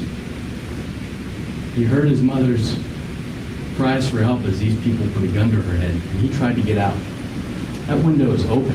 That window has his palm print on it. He was trying to get out to get help, and they got into him. And they bludgeoned him. Look at the autopsy photos. We have to. He was bludgeoned. He fought hard. He was bludgeoned in his own bedroom. The fight took place out in the hallway. There's blood in Mom's bedroom. There's blood on the stairwell leading up to the attic. He struggled with these people, and they got him on his knees. There were abrasions on his knees. And when he was on his knees, they shot him. They shot him and they killed him. A bullet straight down from his left shoulder down into his inner chest cavity.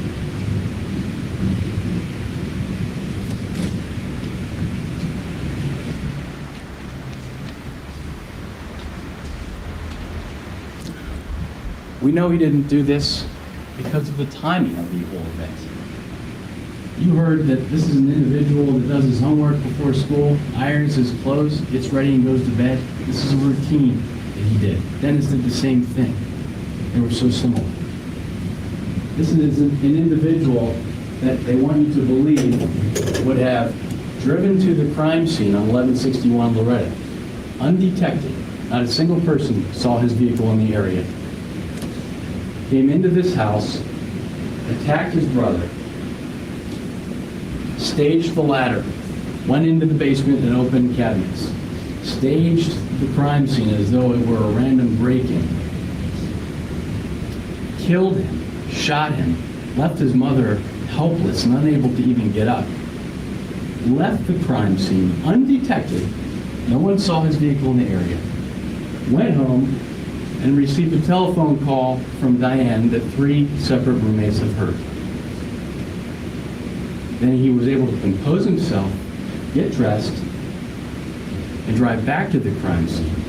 Not a single witness has come in here and testified they saw a scratch on him. This was his twin. These two were to fight. He would have some kind of marks on him. And not to mention what it would have taken to get corroborating people to come in and coordinate this. They've produced no phone records to view that he's called any strange numbers or anything. How could this have been coordinated without that happening? How can they answer that? Where's the gun? Where's the clothing he wore? Where are the fruits, the instrumentalities of this crime? Where are they? They don't exist because he didn't do it.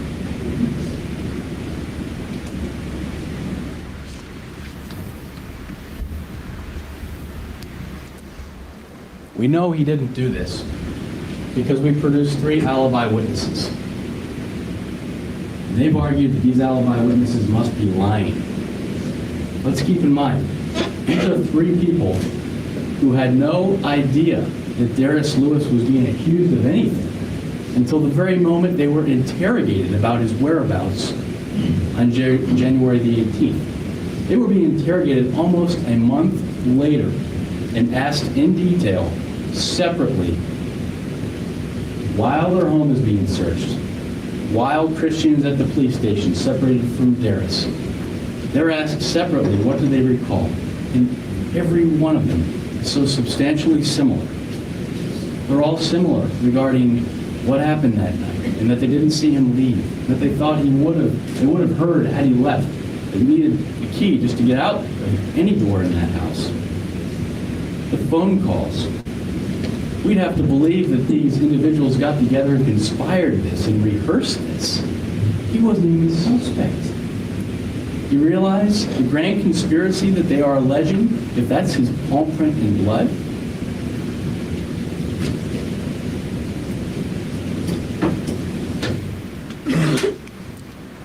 Then, the night this happened is the last night that Christian and Derris even stayed at the Wager Street address. They want you to believe that they moved out and Derris moved 100 feet from where he just killed his brother. 100 feet from this atrocity at his sister's house, he would move towards the crime scene? Does that make any sense? Derris was called down for an interrogation at police headquarters. And they didn't tell him why they really wanted him down there, and that's perfectly lawful for officers to do that. You heard the detective testify that they can lie if they want to. That is permissible, because the goal is they need evidence. They want evidence, they want corroborated evidence, and that goal suits society and truth-finding. We understand that. But they didn't indicate to him that he was going to be coming down and he was going to be interrogated by a senior interrogator from the unit and accused of having a bloody palm print at the crime scene. They didn't tell him that he was going to have both of his automobiles searched, that they were going to search both of his homes for trace evidence, fingerprints, blood, gun, anything. They didn't tell him that. They put him in. You listen to the tape. For nearly 2 hours, he is hammered repeatedly. This is an individual who just turned 18 years old, boxed in with a senior detective from the force and interrogated. Never once does he corroborate anything that would put him at the crime scene. Never once does he confess. Never once does he give them names of individuals that he would have conspired with to do this.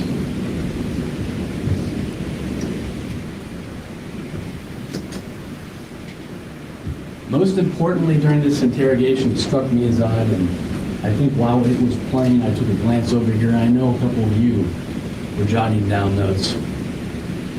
But most important in this entire interrogation is that when he is informed that they believe his bloody palm print is in his brother's room and that his blood DNA would match Dennis's DNA, never once does he say, oh, I could have cut myself shaving, or that I scratched myself and I might have left a little bit of blood on the wall. He doesn't offer explanations that a guilty person would offer. He denies.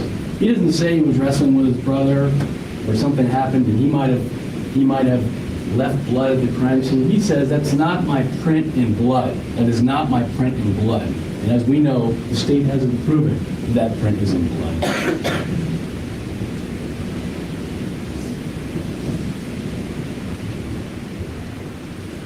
While he's being interrogated, search warrants are being executed. We repeated this witness after witness. Not a single piece of evidence was removed from the vehicle he owned that was operable at the time of his crime. Not a single piece of evidence has been recovered from the Wager Street address. Not a single piece of evidence from the new vehicle that they searched. And not a single piece of evidence from the Loretta, 1149 Loretta, his sister's house. They searched for trace evidence. They searched for a gun. They searched for gunshot residue. They searched for blood, fingerprints, anything. They haven't presented a single thing that corroborates the bloody palm print. Nothing.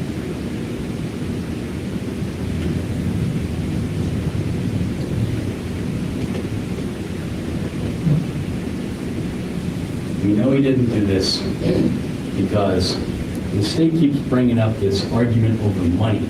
Well, let's talk about money. Because they haven't had a single witness come to the stand and testify under oath. Yeah, I know he had $1,000. I saw it in his room. In fact, the people that told the detectives to look for money because he may have it, because he had been talking about it, was the family. Was Derris Lewis. They weren't suspects at the time. Derris wasn't mentioned as a suspect. He was an elimination person. They all were. Why would they start making up stories about money, about finding an envelope? You saw the room in disarray. There were envelopes on the floor even.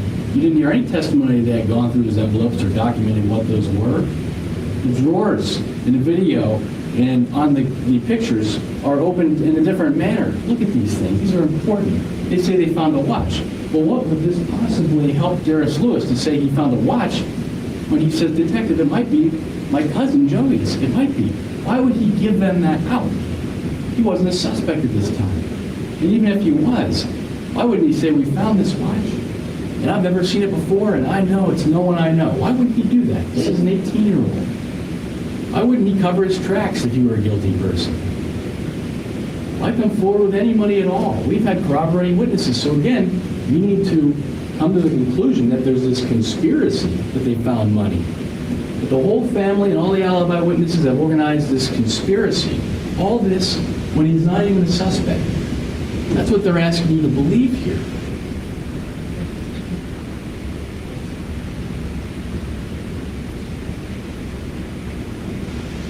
Now, you heard testimony regarding a Robert Shepard Holmes.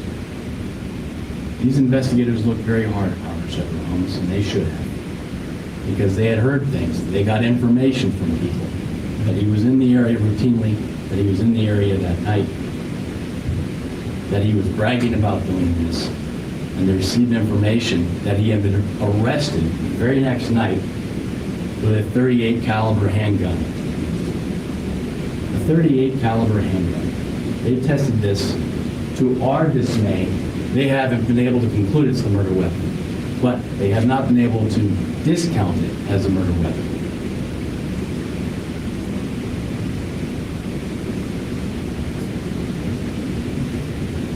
We have a defense exhibit you'll be able to look at, because detectives in this case went to see a judge to search his clothing for items, things of that nature. So you never heard him comment about what they found or what they didn't find, nothing. And you'll see in here the information that they had at the time.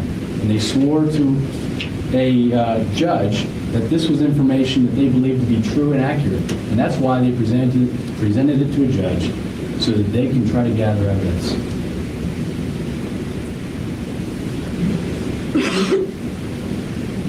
Now, we called Zachary Rockwell to the stand. He furthered the Robert Shepard Holmes debacle, because he not only corroborates the fact that Robert was involved in this type of thing, but Robert called him earlier the very night of this incident and said, do you want to do a lick up north? They can make fun of our witnesses all they want. There aren't nuns and priests in these areas in every house. We did our own neighborhood canvass, just like the police claimed they did. The police knew of a guy named Zach. Well, we found Zach, we brought him in here. He has his faults. But it's not popular these days for an individual to come off the streets and come in and testify and be a snitch is what it's called. He came in here and testified under oath for what he knew. Take it for what you will, but he would have no reason to lie. And Darrell Tanner, this is an individual right down the street.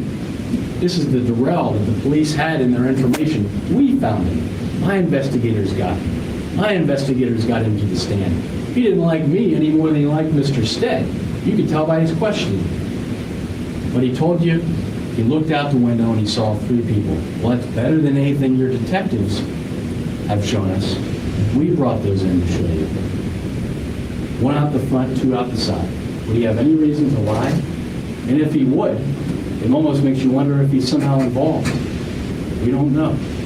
But we want you to weigh this as evidence. We want you to have the whole truth.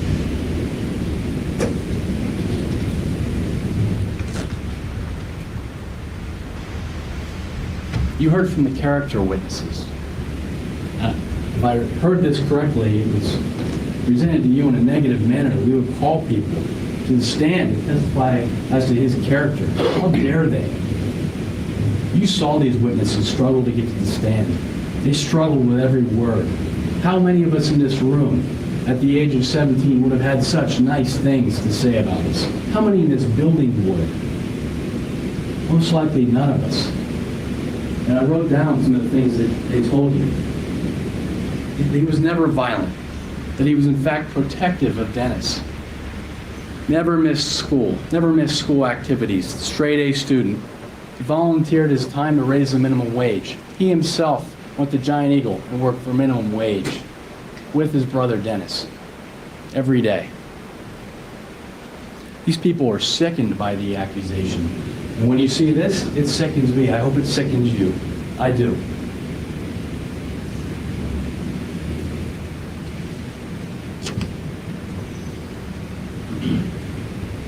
Now,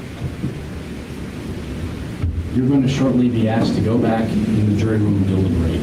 We're confident that you're going to review all the evidence. You're going to review the credibility and the competency of the witnesses. We want all the information. We want you to consider all the information. We're confident you will come to the same conclusion that we believe Derris Lewis had nothing to do with this homicide. Nothing. He either did this or he didn't. He didn't have anything to do with this. We would expect your verdict to reflect that.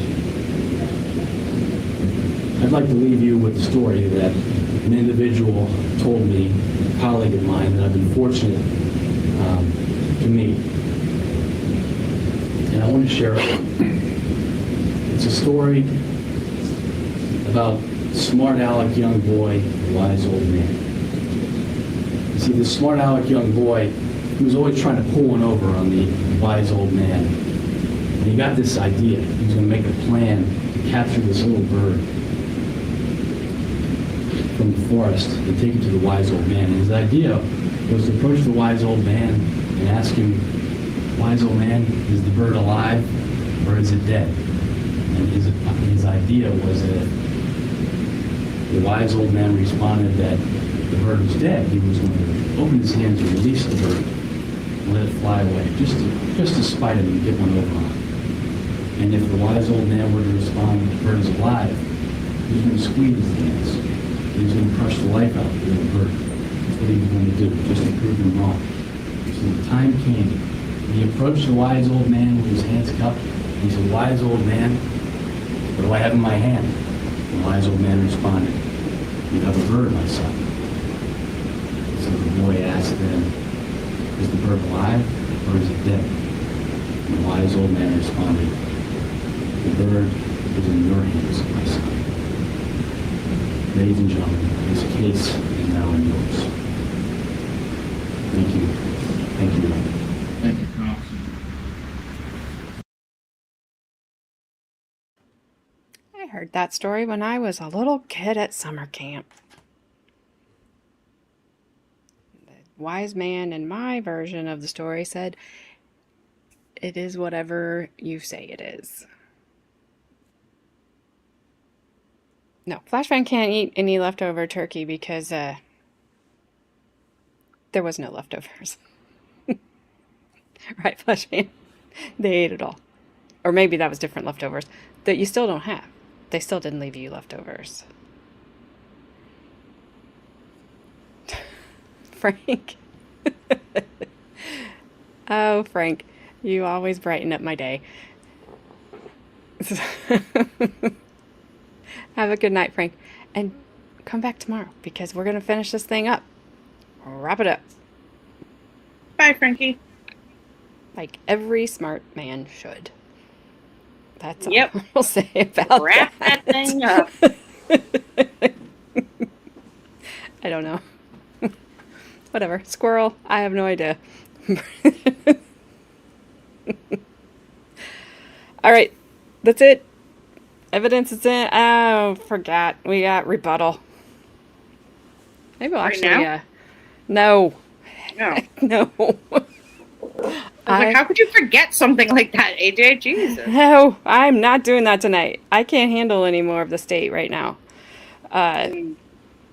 We'll do rebuttal tomorrow. Verdict. Wrap this thing up into a nice, tidy little package and tie a bow on top and send it down on the way as the other ones' cases have gone. I have no idea what we're doing next. So, I will figure that out sometime. All right. Sounds good. Like, I don't know. But, I don't have anything else. Do you have anything else? Nope. Soon, I will be sleeping.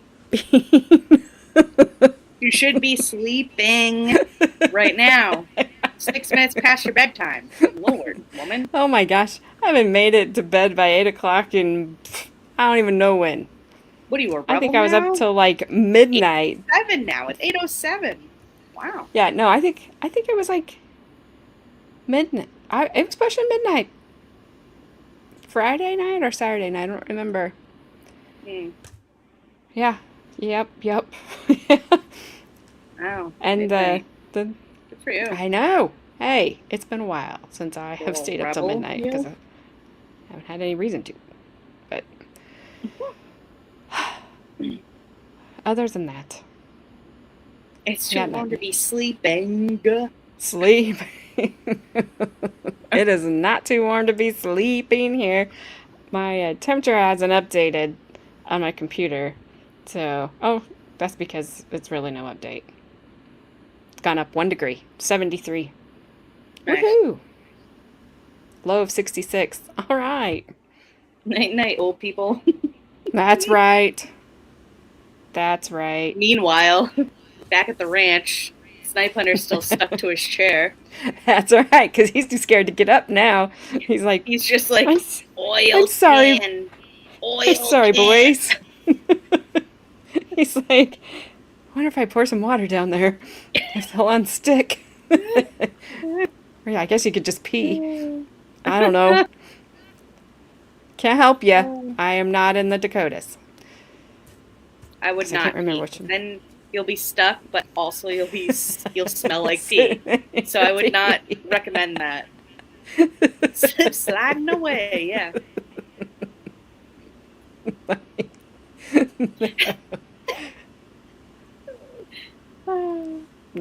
No, I can't. They're just like, no, I'm not gonna comment on that. Mm-mm. I know you have a comment, but you're just I like, probably do. I was AJ sleeping. That's all. AJ, yeah. I saw nothing. AJ's just holding her emotional support pencil right now to be like, help me through this, Lord. Help me through this. Wait, I gotta switch out. I gotta get the serious blue one. The blue pencil means she means business, all right? Because I'll point it at you. This is the fun pencil. Also, I think when I was thinking when I clipped that part out today, I had this shirt on, and that made me laugh even more.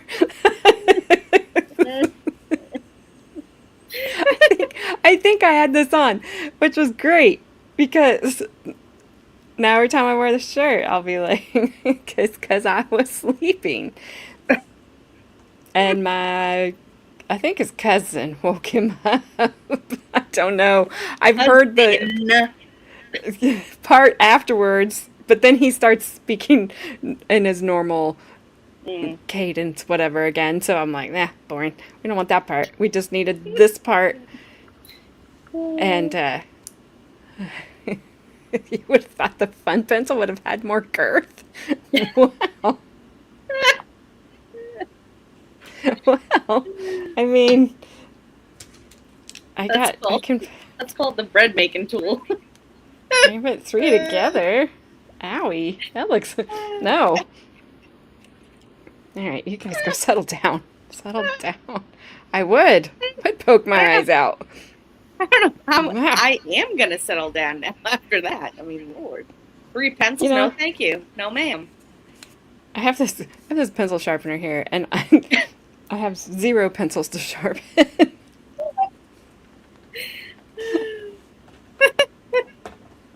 I don't have any pencils that need sharpened. You're going to buy them number 2s. You know what I mean? I don't have any. Well, You would gotta think I get would some. have. You would think I'd have one. Yeah, just so you can sharpen it, you know? I bet my mom has some left over that I haven't found yet at her house. I shall find them. That pencil is thick. Pencil girl? Nope. I don't have it. All right, I'll try to see. There was one hide in there. I know they are number 2 pencils, but they don't need sharpened. They just click Well, you down can and just sharpen them, just to sharpen them, like a 1-turn sharpen, just so you can say you used the thing. put some plastic in the pencil sharpener so it never works again. Yeah. That'll work. All right. Okay. Happy birthday, pencils. Sure. We call those pencils HB. I don't know what that means. What's that? What does HB stand for? High blood If I had pressure? colored pencils, whoever, my daughter would come and steal them, and I know that from experience. High blood pressure pencils? Dang it! So I have no colored pencils because they disappear. Alaskan pipeline? Pipeline.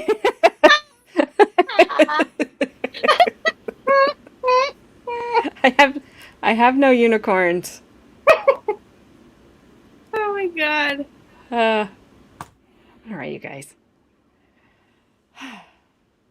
I will see you guys all tomorrow.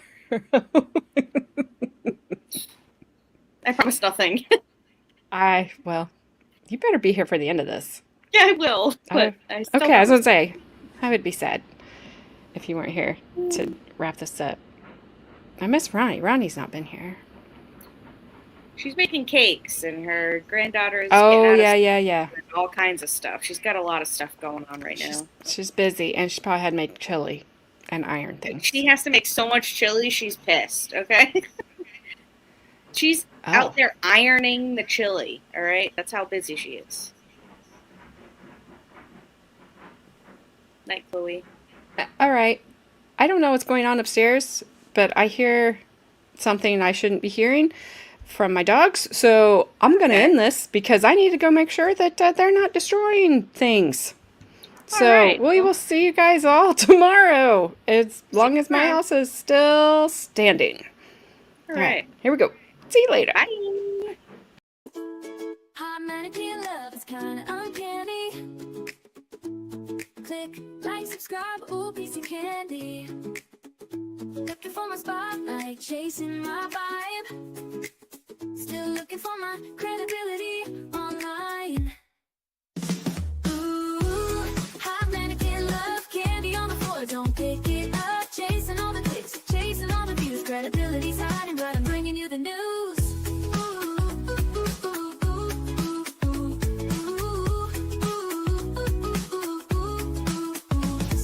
Every little scroll is a mystery, but you stuck around, watch the show with me. Laughs and chaos, that's how we roll. Drop a comment down below before you go.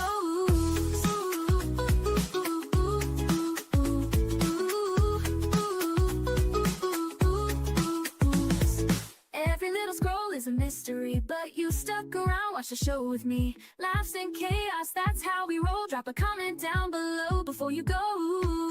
Ooh.